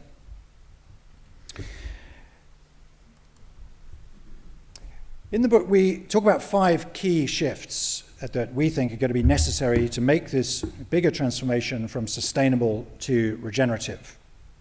So these are the shifts, each of which is the basis of a chapter. So the first one is called Possibilism and Expanded Agency. So that's about really transforming our ideas of how we bring about change. The second one is co-evolution with nature. So I've just talked about that. The third one is about rethinking our relationship with time, in which we make the case for a much longer term perspective on time, and also drawing out certain qualitative aspects of time. So the ancient Greeks differentiated between Kronos and Kairos. Kronos was just ordinary chronological time. Kairos was opportune time, times when it's possible to much more possible to bring about change. And a good example of that in the built environment is when you have the first workshop on a new project and there's a feeling that kind of anything is possible, lots of ideas get shared, and that's the point at which to really try and raise the aspirations and get the client to buy into a really powerful vision, ideally of how the design can be within planetary limits and all these regenerative ideas and so on. But tragically, that very often doesn't happen because that Kairos moment is lost. Very often developers will insist on the design team working for virtually nothing to get together a scheme very quickly that can persuade the planners. And once that scheme has been accepted by the planners, it's very difficult to go back on it. The fourth chapter we call Symbiogenesis, and I'm going to spend about just 5 minutes talking about that one, and then I'll wrap up.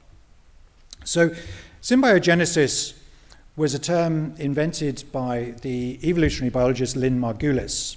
And what she found was that organisms that evolved to live symbiotically, they actually develop new structures over time that further enhance that symbiosis. And that's why it's called symbiogenesis.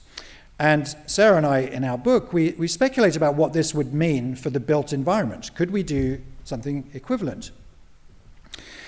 And this involves rethinking human nature to a large extent. And we particularly pick up on some of the people that have challenged some of the views and worldviews that we kind of tell ourselves about humans. You know, the idea that humans are separate individuals in a competitive zero-sum game. And we particularly refer to a book called Humankind by Rutger Bregman. And Rutger Bregman actually revisits many of the social science experiments which claimed to show that humans are inherently selfish and that culture is just a sort of thin veneer on a very cruel nature. And Lord of the Flies is a pretty dominant example of that. You know, that's a story that often comes up as so-called evidence that we are essentially savage by nature. But in many ways, that story was much more of a reflection of the author's character. William Golding confessed to having certain Nazi sympathies and various fairly unsavory aspects to his character. So Rutger Bregman set out to find a real-life example of Lord of the Flies, and he found one. There was a real story of 4 teenage boys that got swept out to sea and ended up on a desert island, and they were there for 18 months. And far from resorting to savagery, they actually established their own mini-society with rules and roles. And when they were rescued 18 months later, they were in perfectly good health and having a very nice time, thank you. So I think there's a really important role for people in the built environment now to challenge themselves about what their assumptions are for the way they design things. So, if you look at suburban sprawl, a massive landscape of separate buildings, yes, that's partly the result of planning and economic policy. It's also partly the result of a way of seeing humans as isolated individuals in a kind of survival of the fittest game. So if we take the opposite view and we see and acknowledge the social science that suggests that humans are incredibly capable of collaboration, we have an almost unique capacity for empathy and altruism. If we start with that as the basis for our schemes, I think it would lead towards something much more like the 15-minute city, where everything is accessible within a 15-minute walk or cycle. You have much higher levels of social interaction, much higher levels of well-being. And there's a very real chance that you could do what George Monbiot suggests, which is to shift from the current situation, which is a state of private luxury and public squalor, towards a situation where we have private sufficiency and public luxury. So, if we try to create all the facilities we want for us as individuals privately, there simply isn't enough land to do that. I'd like to play tennis occasionally, or go swimming, or use a gym. But it's way better if we can create schemes that provide those as shared facilities rather than as private luxuries. And that points in all sorts of interesting directions, I think, to a kind of a massive expansion of the idea of a library as being about far more than books, to being about tools and toys and cooking equipment and so on, so that we could live with far less stuff. We wouldn't need as much storage in our house. We wouldn't need to own all these things, and it would actually promote social interaction.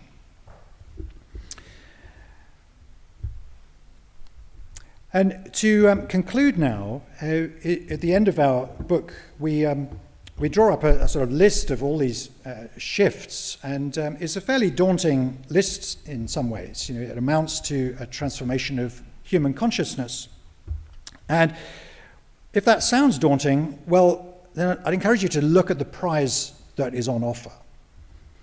We could, in our cities, we could create conditions for all of us to flourish, to live in cohesive communities with clean air and healthy food and a public luxury of shared facilities.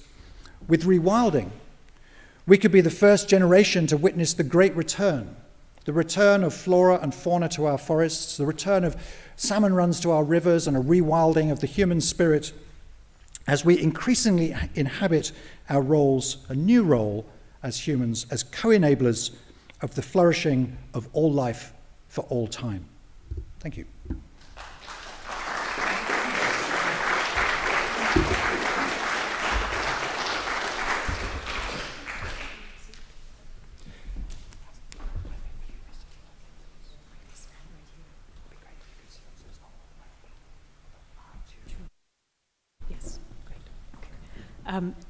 Professor Forty and Peter as well, if you'd like to come back up onto the stage. Thank you very much, Michael, for that.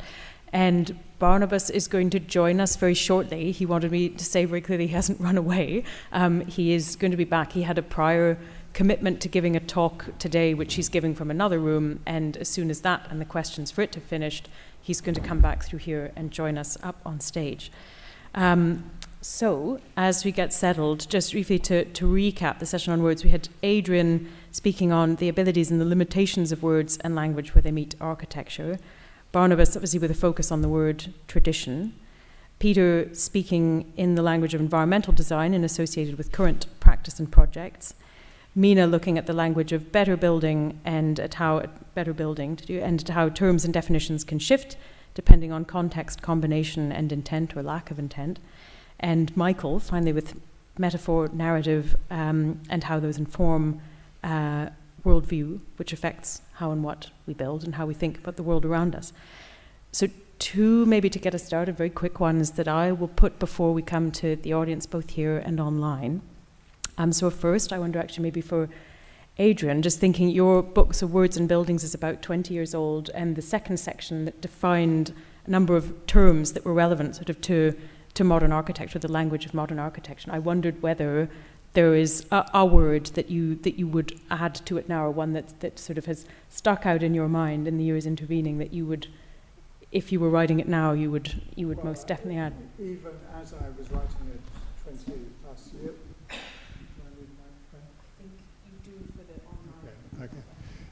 Well, even as I was writing it over 20 years ago now, more like 25 years ago maybe, I was aware of sustainability as clearly a word which was, a trigger, but used so variously, and I decided not to include it because I didn't have, once you start, when do you stop? And you have to draw a line somewhere. And the book is in a sense historical. It's about language at a certain period, and sustainable was part of a new vocabulary that was emerging. But certainly, yes, that, environmental, ecological, all the terminology around what we're concerned with now, I would have liked, if I was starting again, yes, I would want to deal with those. Yeah, I mean, I only wrote about 18 words in that book, and it had this kind of absurd thing of, how can you concentrate, the architecture into 18 words? Not possible. Yep. Thank you. I wonder, maybe coming first to Peter and then to Michael. So Peter, thinking of the Manifesto for Climate Responsive Design, if in the writing of that there was a word or even a cluster of words that ended up feeling particularly slippery, maybe in terms of pin down, or stickier ones that just had to be put in because they needed to be used to communicate with the audience in the way that they needed to be, if there were any that come to mind particularly? I mean, that's an interesting one. One of the words that I reverted to during the writing of that was this word bioclimatic design, which hails again from the 60s, I think, from Victor Olgier's work. And it seemed quite appropriate to sort of slightly reinvent it for that context in East Africa. One of the words that was most difficult to introduce for basically this book was intended to bring together the work of a lot of aspiring, generally young architects in Uganda, Rwanda, and around the subject, which is a kind of global north concept, if you like, of low-carbon design. And low-carbon design, means something very, very different there. So carbon was a difficult word to introduce in the subject of how you build in a more environmental, more bioclimatic way in an East African context. Because you have to imagine we're talking about building buildings where you don't need to heat them. It's useful to provide some electrical lighting so you can use them for longer than the hours of sunlight. If you don't need to cool them if you get that right. So it's a benign climate. Building for a benign climate is so totally different from building in the UK, where we are so energy profligate in both heating and cooling and doing all the other stuff that we do with our buildings. So carbon was a difficult word to interpret, but bioclimatic design seemed to fit very well. Thank you. Similar question actually for Michael, thinking of the drafting of Architects Declare, of that manifesto, and whether there were words that were particularly difficult to pin down or ones that had to be included, and even thinking of your focus towards the end of your talk on symbiogenesis and how that being a word that then needs a lot more words to unpack it to make sure that an audience is going to understand what you're referring to, what you're talking about. With Architects Declare, language, words, how easy was it to... Well, I think there are times when it's important to use really clear language, and in some ways that's one of the surprising things about rhetoric, that very simple language tends to be much more effective than kind of flowery language. And so in the declaration we did try to use fairly clear language. We do use terms like regenerative and beyond zero and so on that allude to the important need to get above that sort of line of neutrality. And where Sarah and I have used the term symbiogenesis is because we think it does play an important role as a new word, because the point in biology and the potential in architecture is that we could get to the point where it becomes a self-reinforcing positive cycle, where the more sort of social facilities you provide, the more social interaction you get, and the more social facilities that then arise. So, I think there are different contexts that demand different types of language. And with the declaration points, we were trying to keep it clear, partly because we wanted to make it as easy as possible for other countries to set up the equivalent. Makes sense. Good, thank you. Turning to the room, have we got any questions for any of the three? Yes, and microphone coming to you now. Thank you. So I just wanted to ask a bit about how we start to talk to others that aren't architects in this sphere when we're trying to sort of address the climate emergency. I know that, Michael, you talked before, I've listened to your podcast and they are great, about Robin Wall Kimmerer, a biologist who's someone we can really learn from an architect's perspective. So I was just wondering what, in your work, how you kind of start to involve other sectors that aren't just kind of the built environment in addressing the climate emergency. Was that to all of us, or? Any of you, but yeah. Go. Particularly. Well, I'll start, and you can fill in. Well, it's perhaps difficult to give a short answer to that, but I think it's always important to try and understand the kind of mindset of the person you're communicating with, and try and speak in language they understand, and try to make the shift sound inspiring and aspirational, because I think that stands a much better chance of success than if you try and tell someone the way they're doing things are wrong. I mean, I kind of squirm with embarrassment when I think about the way I used to try and bring about change, when I was in my early 20s, and it could be summarized as, what you're doing is wrong, stop it now. And it was hopelessly unconstructive.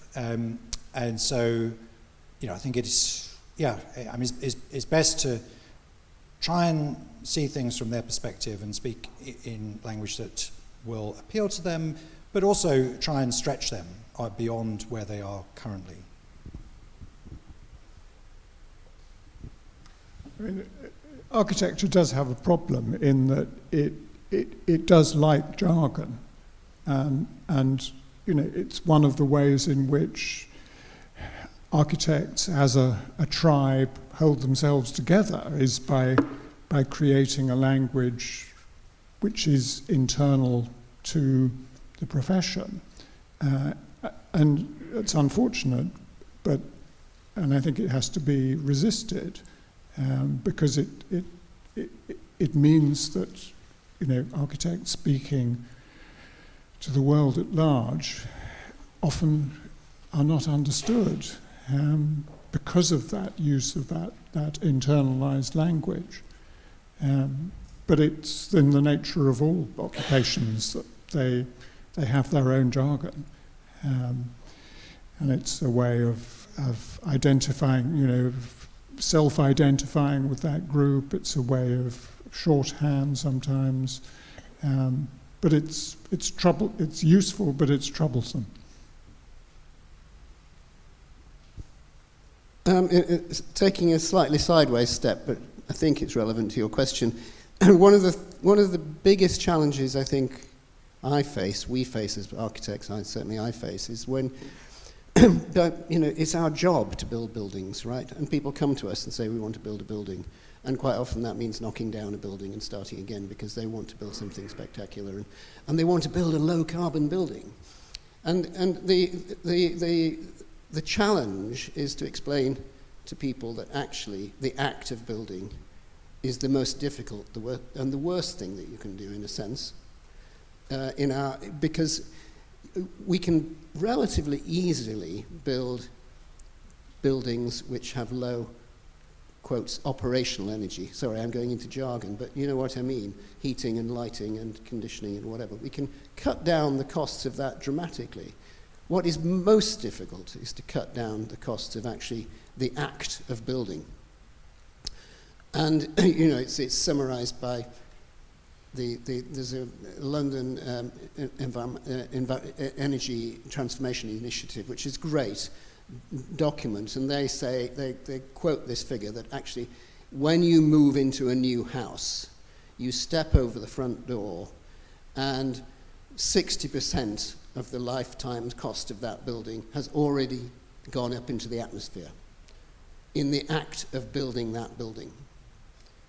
So it's the act of building that is most difficult. And of course, that's what our job is to do. We are employed to do that. And so that's really challenging concept for people to get over. Good question. Next, yes, Lisa, and just wait for the microphone to come to you. Thank you for this very congratulations. This is such an inspiring start of the conference. I wanted to ask something. How are we going? Okay, I have to put on my glasses. How are we going to motivate people to embrace better way of building and change if we have only a limited resource of technical language, and where the emotional charge is very little, and also poetry is completely absent. I haven't heard really something which I find inspiring, and I understand everything you said, and I think it's very, very right, and it's so important. But I think if we want to make this a real movement, we need to kind of be poetic. We have to, and I think it has come up in some of the things you have been saying, the act of building, the pleasure of building, the fun you have of designing, the fun you have in touching material, which is natural material, the smell of these buildings, you know, because we know that these buildings smell so much better, they are so much healthier, so there are a lot of really strong emotions connected with a better way of building, which I think we also have to find the words for that. We have to bring back the poetics of building, and I think there have been treatises on that. Thank you. Your responses? I'm holding the microphone, maybe I should say something. Yes, I love metaphors, and there's something very, inspiring and enriching about the way a metaphor can release so much. Yes, it's wonderful when you hear somebody presenting something that's not literal, that's metaphorical, and you start to imagine. Yes, architecture operates in this kind of odd world where it's so down to earth and so matter of fact, and yet at the same time there is this need to find ways of expressing ideas that are beyond language often. In a way it is beyond language, and yet that's the medium that one of the media that we have in order to develop and to think and to speak. I was very taken with what Michael said about how much we're in a sense imprisoned by language and by these conventional sayings and this sort of standard lines of thought that and we have to escape from these. And you're right. It's only through poetry essentially that one does that. Yeah. So I think your question is about how do we bring about change, and you're concerned that the technical language is a bit of an obstacle to that. Is that roughly correct? Yeah. So Tim Schmidt, the client that I worked with on the Eden project, he was absolutely brilliant at this. He was really good at bringing together groups of people and encouraging them to dream big dreams. And I think, at least for me, I've only realized in the last sort of 5 to 10 years the extent to which we are story-based creatures and the way we make sense of the world through stories, and often those stories are much more powerful than facts. And Tim Schmidt had this idea which he called the telling of future truths, which is not quite the same as lying, but it involves saying something which may not be true when you say it, but by saying it and getting enough other people to believe in it and repeating it, it becomes reality. And he did that very successfully on the Eden project in various stages. And Tim was also good at leading collaborative workshops. I think I wasn't at it, but I heard that he convened a workshop about trying to rethink the way we live and design a new kind of co-living place. And he found that there was actually a very wide consensus on what people wanted. They wanted to be able to live with a kind of diverse group of people, a certain amount of like-minded people, a lot of shared facilities, but also some capacity for privacy and so on. So there was a very common shared view. And the thing that was striking was that there were so few examples of this in reality that people could actually implement. And that in turn picks up on quite a neat thing that George Ferguson used to say, George Ferguson, the former mayor of Bristol, talking about consultation. He said, consultation without inspiration is a disaster, but consultation with inspiration can yield really fantastic things. And my view is that as an architect, you shouldn't just give people what they think they want, you should give them what they never dreamed would be possible.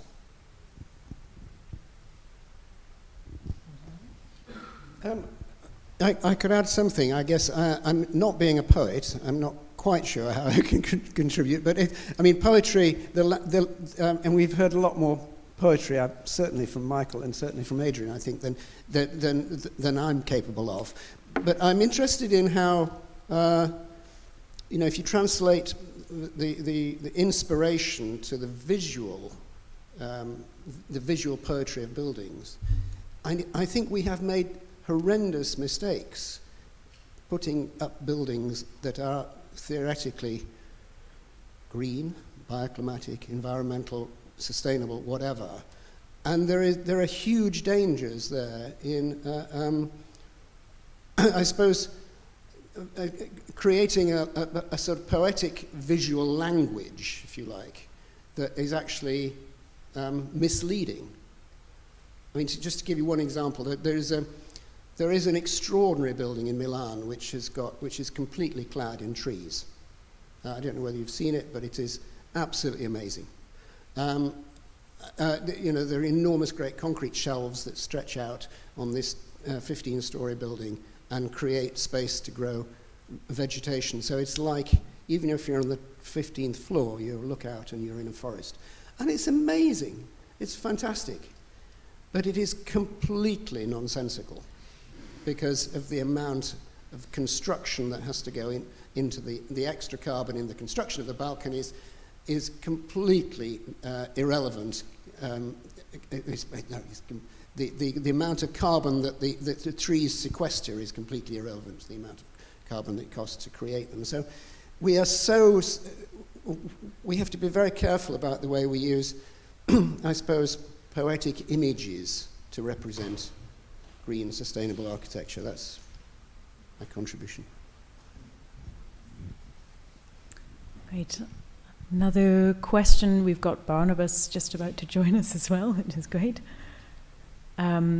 Question from the room. Any hands? Yes. Thank you. I timed this for when Barnabas came back, so that's okay. I actually have questions for two people. I did actually have one for Mina as well, but unfortunately she's not here. I was just going to offer her what I call the negative test. Is better building, high quality, good design don't mean anything because you'd never actually see them in the reverse. And so they always require qualification, but that was just my offer, really. A trouble, Adrian, what you said is that means that every time we talk about anything, we're not quite sure if the meaning shifted. But never mind.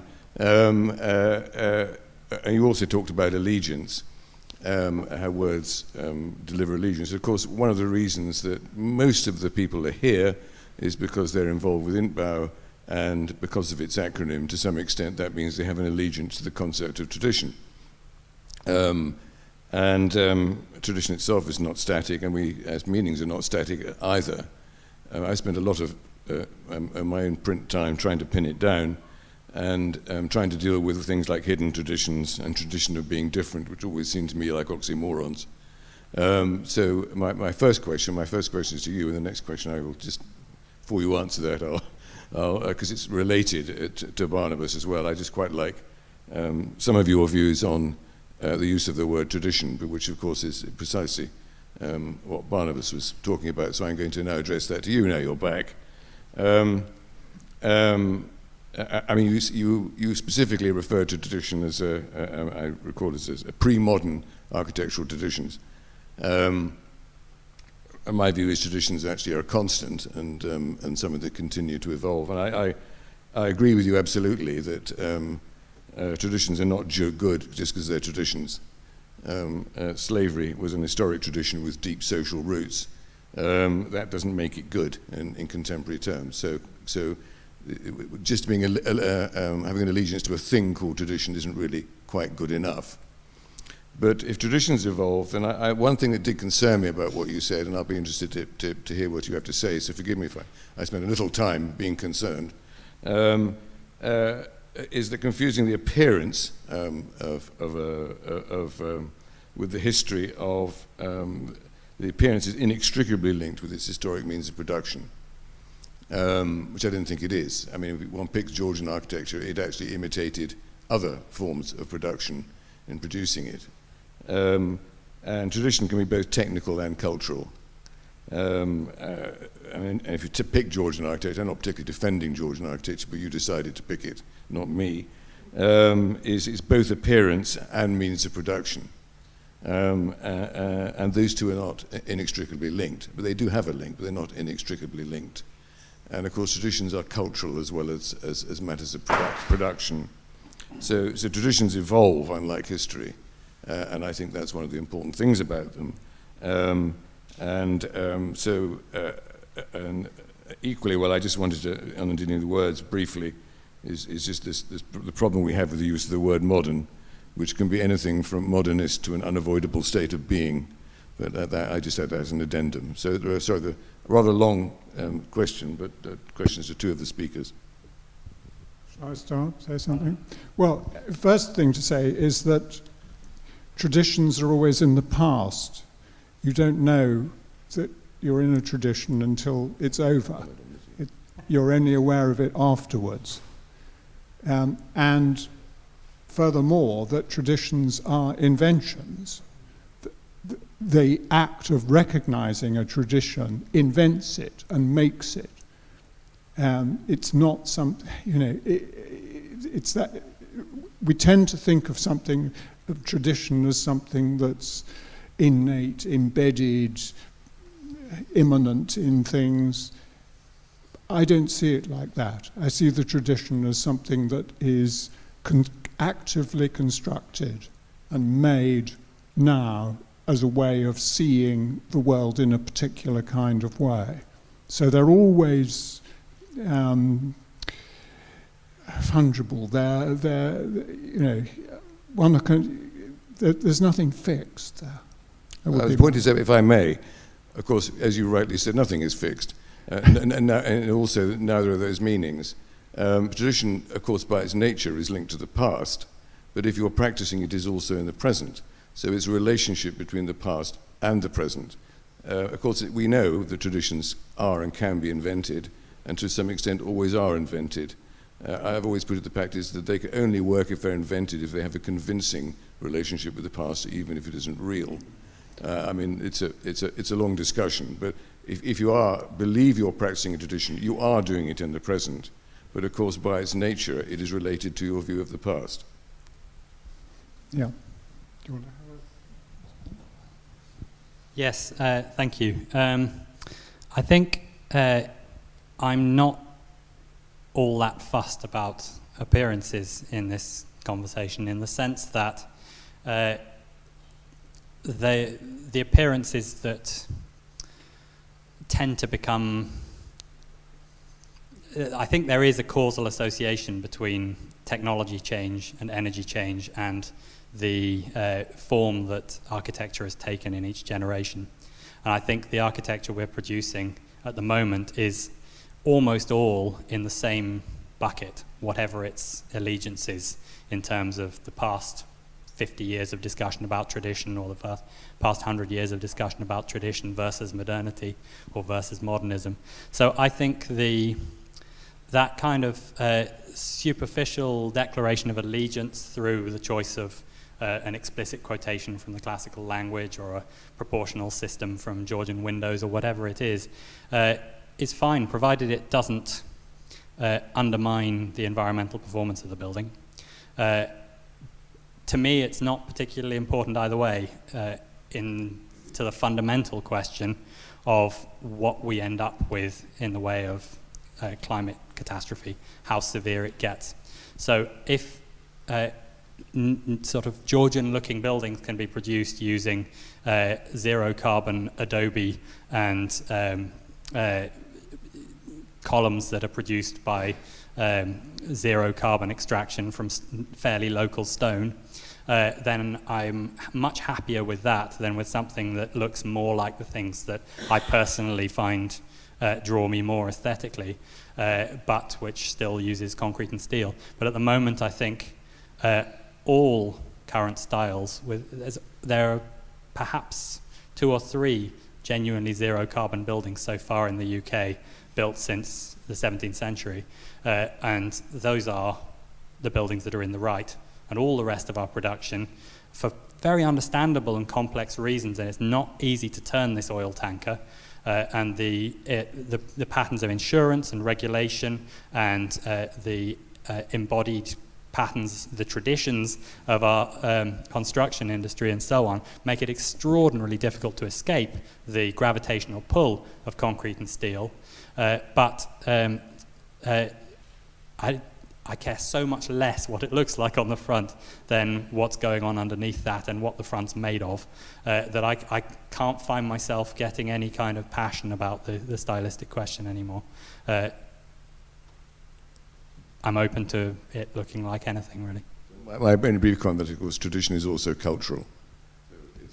It's not just technical. Yeah, but what we need, therefore, a cultural change to push the new tradition of zero carbon. And that's, I think, a contribution that architects are really well positioned to make, because architects have always been associated with new systems cultures. If you look at Le Corbusier's photographs of his own buildings, his buildings were terribly problematic because they were always 2 steps ahead of the technology that actually worked at the time.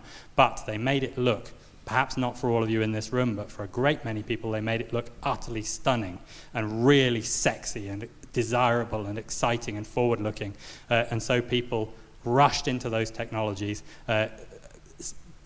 lured in by the beauty of the imagery. And we need everyone in architecture to be doing that for zero carbon and making it something which just feels more beautiful, feels more exciting, and makes concrete and steel feel embarrassing, ugly, offensive, makes you wince in that visceral way that you wince at something that's really clearly wrong. Right. Any other questions? Yes, we've got one that will take from online, I think, if that's where it's coming from. So I suppose this is for anyone. Do you think it's possible to use language around climate needs as common ground to unite architects with different opinions about aesthetics? Question. I hope so.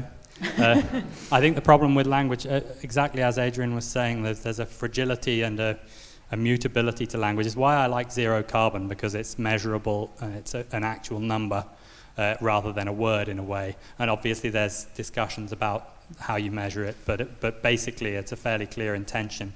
But I think terms like sustainable have become enormously problematic in supporting greenwashing. I passed an office block in Manchester the other day under construction, which was an enormous concrete shaft coming out of the ground and starting to be surrounded by steel. And underneath it, the hoarding said, this will be the greenest office building in the country. And there were pictures of plants on the hoarding. And it's just lies. And they just think that the public doesn't know enough about it to call them out on it. So we need to get that message out there. Don't necessarily bother reading my book yourself, but give it to everyone who's not that interested in architecture and get them to read it, because it's written deliberately to try and start to help ordinary voters see that this isn't a complicated issue.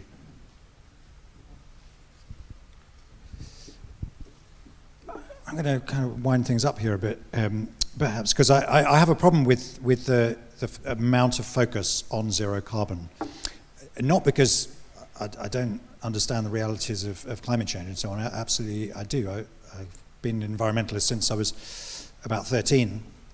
But I do worry about the extent to which the debate has become so focused on carbon. And sometimes it's a form of kind of carbon reductivism. Charles Eisenstein captures this quite well when he says that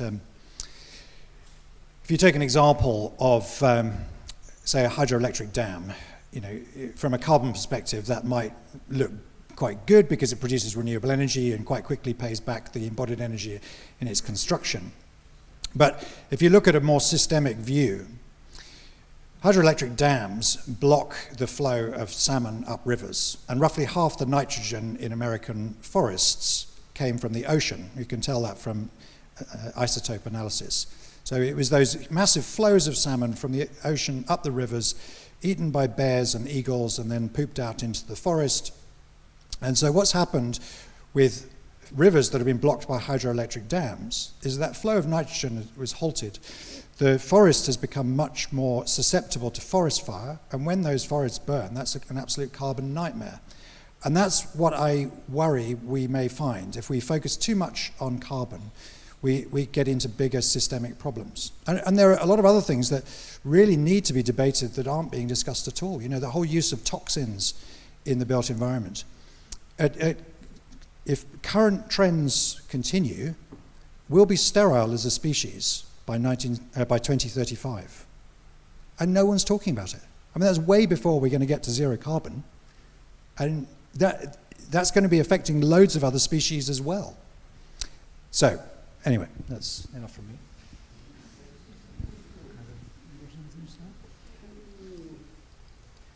Well, just, I mean, I sort of agree with what you're saying, Michael. The one thing I wanted to say to you, if you've got your Guardian feed on, is that actually they have discovered, for the first time, confirmed this morning, that there are microplastics in our blood. Interesting, eh? I mean, it goes way back to what I was talking about right at the beginning, that actually it's the sort of persistence that we're creating persistent materials that are infusing us everywhere, So, I mean, I agree. There are a lot more, there are very, very serious things to worry about in terms of biodiversity, in terms of what we are creating that are persistent chemicals. I can't remember there was something else I was going to say, but I forgot what it is. So maybe we'll just go to the next question, shall we? Can absolutely do that. Yes, I think we have one just here. Excuse me. I'm extremely encouraged, actually, because we're all trying to find a common language with which we can converse across cultures, across different climate zones, across different economic systems and situations, because obviously it's an emergency and we need to respond to it one way or the other. There is also some kind of forgiveness required on both sides, I think, because traditionalists obviously feel somehow suddenly culturally appropriated by the mainstream architectural profession, because we've been talking about the walkable city for 30, 40 years, and suddenly we hear the phrase 15-minute city. So, it's the same thing to me at the end of the day. It's potato, potato, tomato, tomato. So from that point of view, I'm extremely encouraged. With Barnabas, I think one thing which contrasts the two people who are sitting either side of this panel is that one is extremely building focused, and you look at the specifics and you go forensically into the building, almost at the expense of a holistic worldview that people who, like me, who believe in traditional urban design and new urbanism in a sense, see the building lodged into an organic whole, and on the other side, obviously, you see your view where you actually look at the holistic approach, and I can see this cross current of traditional urban design of polycentricity coming into the master plan. And building, but obviously inevitability of building in concrete is an issue. But then images of Ville Radius are still present. The ghost of Corbusier has not left, the poltergeist has not left the body of the modernist. And that's why when we see 214 Sterling Prize winners, who are probably the worst polluters and abusers of the environment over the many years, have signed up to this. There's a certain hypocrisy on both sides, I think, which one needs to get over and come over in order to find common ground.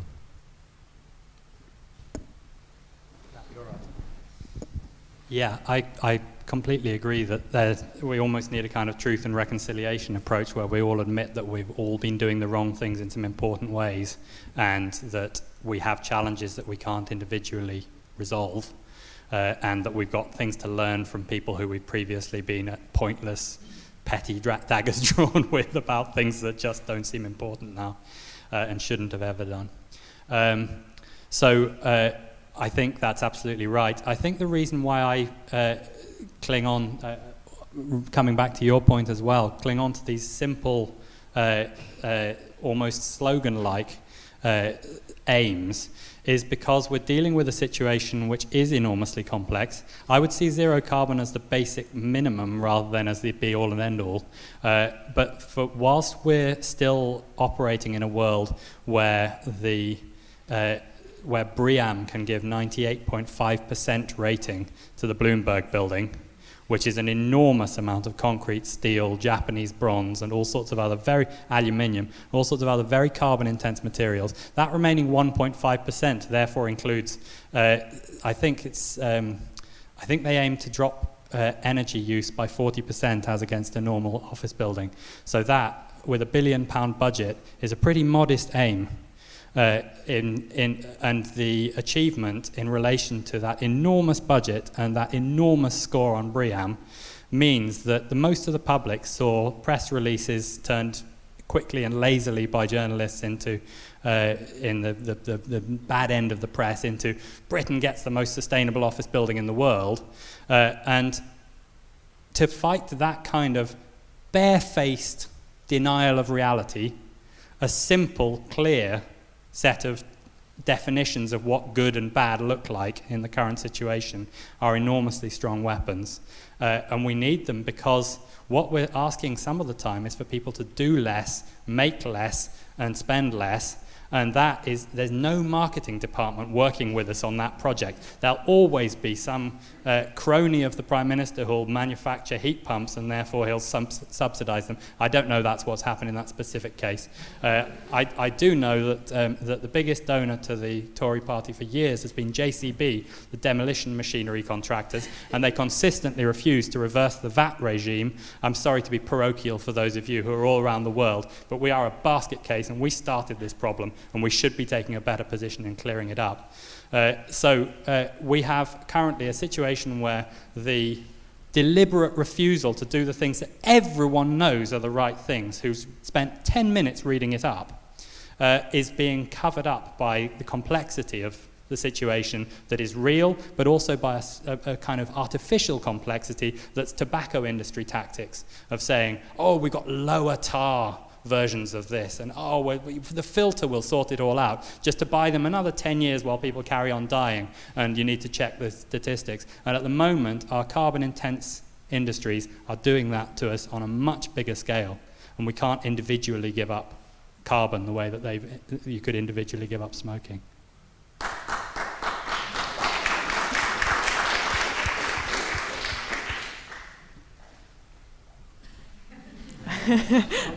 Who wants to follow? Yeah. Can't follow that. No, we can leave that one there. Any last questions before we wrap up the session? Yes, comment. Yeah, I wanted to address the brutalist aspect of, and so I mean, this your presentation was so great, and I agree with everything, you know. So I kind of wished we could enhance the zero carbon with something more inspiring, because I think it's still really, really dry and technical. But regarding the brutalist heritage and also the Georgian heritage, or whatever type of heritage, I think there are laws in some way, preservation strategies which in some way isolates historical buildings or heritage as kind of iconic features which cannot be changed, which cannot be kind of improved with a contextual, you know, in some way following up what Ali Reza Sagharchi said. We have these brutalist buildings and you can get them to zero carbon, but the environment they are set in are not zero carbon. So it's like in California, you have areas where every house is zero carbon, and still the balance is nothing like zero carbon, because people still need their cars, they have to drive and everything, they have to have swimming pools and everything, so everything is still a vastly unsustainable system. And then you have cities like New York, which is built, most of the buildings are unsustainable, but the city as an organism is sustainable, or almost sustainable. It's a, okay. It's an ideal, it's an idealization, but you get the point. Yeah. So I think even the brutalists, I have no problems with brutalists, you know, but I think I would like to build around it, you know, maybe change it, kind of. But I would do the same with the Georgian building, you know. If the Georgian building needs to be kind of adapted, changed, you know, improved, and you kind of, and you can keep this kind of, you can keep the character, you know, and you going away from this kind of, you know, radicalism or fanaticism about the purity of heritage, and I think is also bigotry in some way. Yeah, I find this one really difficult because I am myself an old building fetishist, and I just hate kind of substantial aesthetic change to old buildings I love viscerally, but I know I'm wrong. I also know that there's things we can do that don't involve bringing the environmental performance, for example, of older buildings up to contemporary comfort conditions at 0 carbon. We can do things like putting on a jumper or taking off a jacket at different times of year to adapt ourselves much more to the climate than we currently do. We're pathetically oversensitive to changes in temperature. So I think you're right that we need to take some horrible, tough decisions sometimes, and some exciting decisions where things that were okay as they were can become better through addition and alteration. I think you're right as well that the structure of cities is a really complicated part of the story. The thing I'm wary of is that I've had enormous fights on Twitter with people from think tanks that lobby for enormous amounts of new construction on the basis that density is the only route to sustainability, and therefore that the more demolition and replacement, the better. And when you look into their funders, some of them are the kinds of organizations you'd expect to be funding that kind of point of view. And because there is this enormous impetus behind demolition and replacement and gut and stuff facade retention, stopping that juggernaut is, to me, the big urgent challenge, and the nuanced discussion of how to inflect and adapt ourselves and our buildings into more and more sustainable ways of life can follow. It can be a kind of vitally important but less headline grabbing part of the process. But I do agree with you. Thank you. Just to follow on the carbon cost of urban design and of density. Sorry, Michael, we're talking about 0 carbon more. but it's very interesting if you look at our environmental footprint in the UK. 30% of our costs are down to transport. Our carbon costs are down to transport. If we can stop using our cars, and if we therefore live in a more dense environment and 400 meters from shops and services, it's great.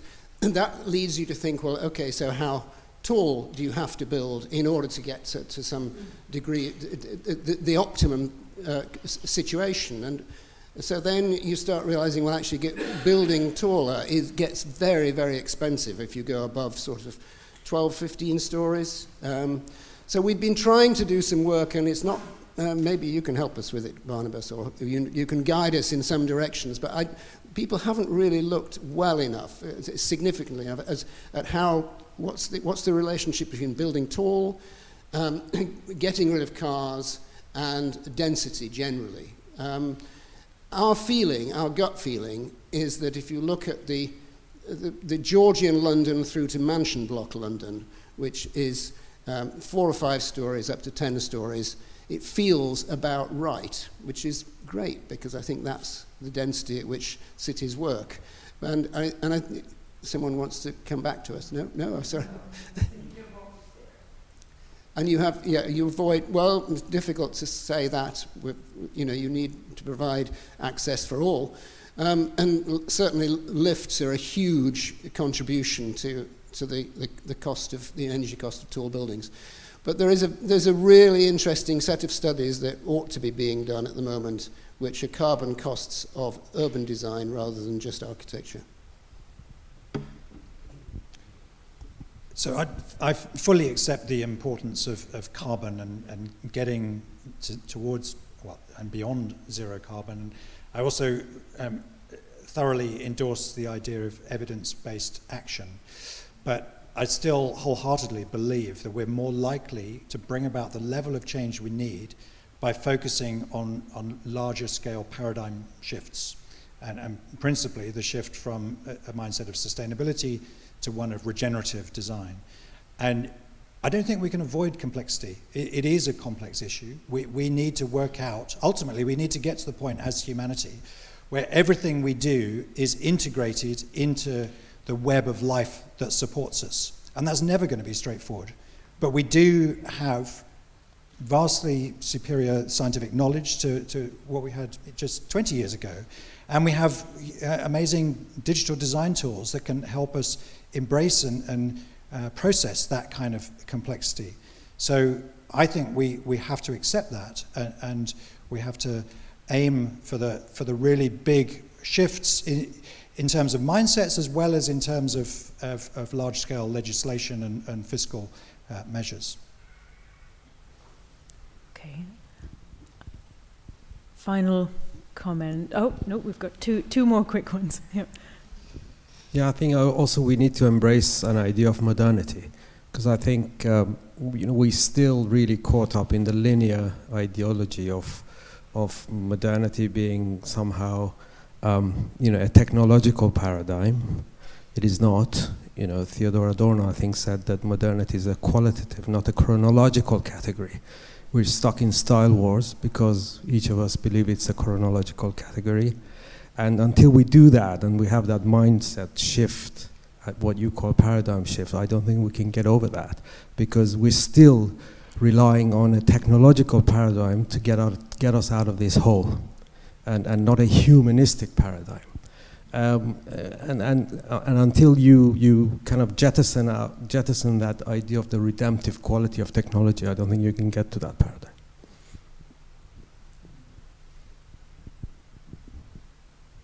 And a final question, unless any responses on that.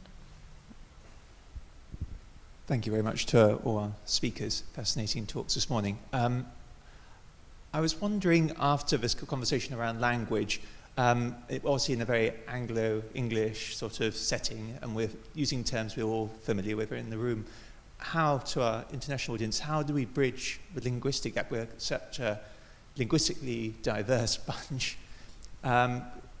Do any of the speakers think there are universal terms which anchor this discussion? Things that, we haven't talked about justice, but perhaps certain words like that have universal value.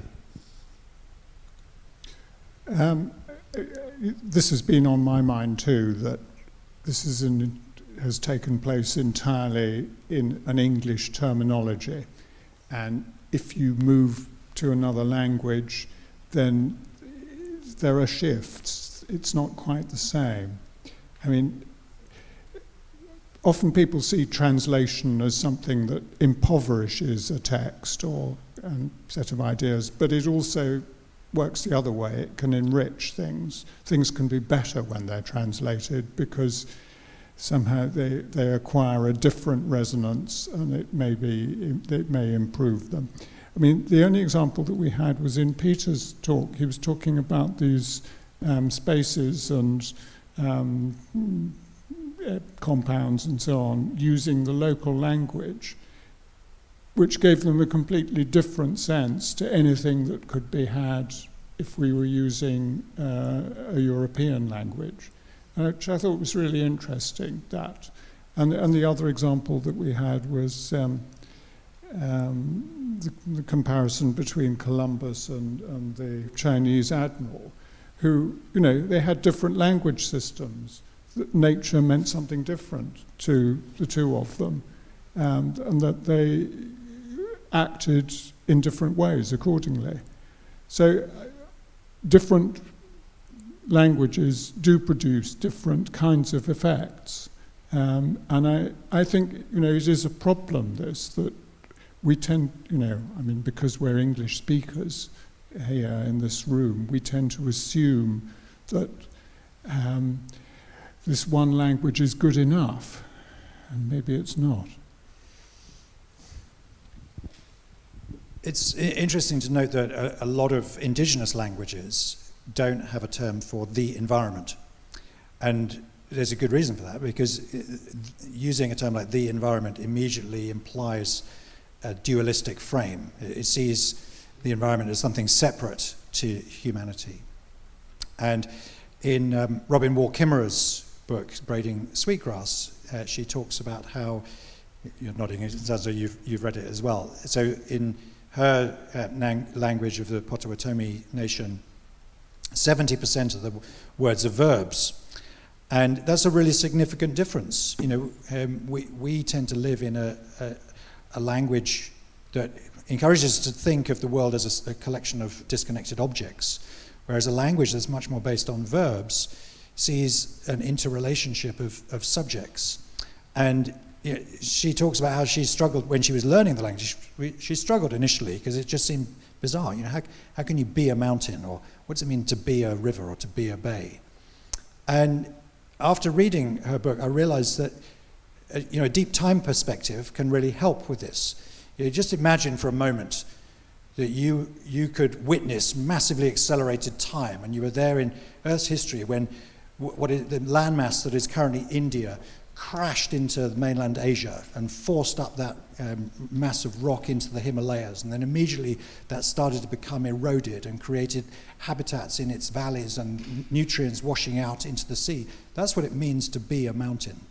And it encourages us to think in a way that sees everything as connected. Some people would take that even further into a sort of animist perspective, which you can if you want to. But I do think that some of the indigenous languages can help us challenge and rethink the way we look at the world. Well, I think we had better leave it there, and we're going to break now for lunch until 1:30. So thank you very much for questions from the room and from online. Thank you very much to Peter, to Adrian, to Michael, to Barnabas, and also to Mina. And this afternoon we're moving from what with words to what with materials. So back at 1:30 and downstairs for lunch.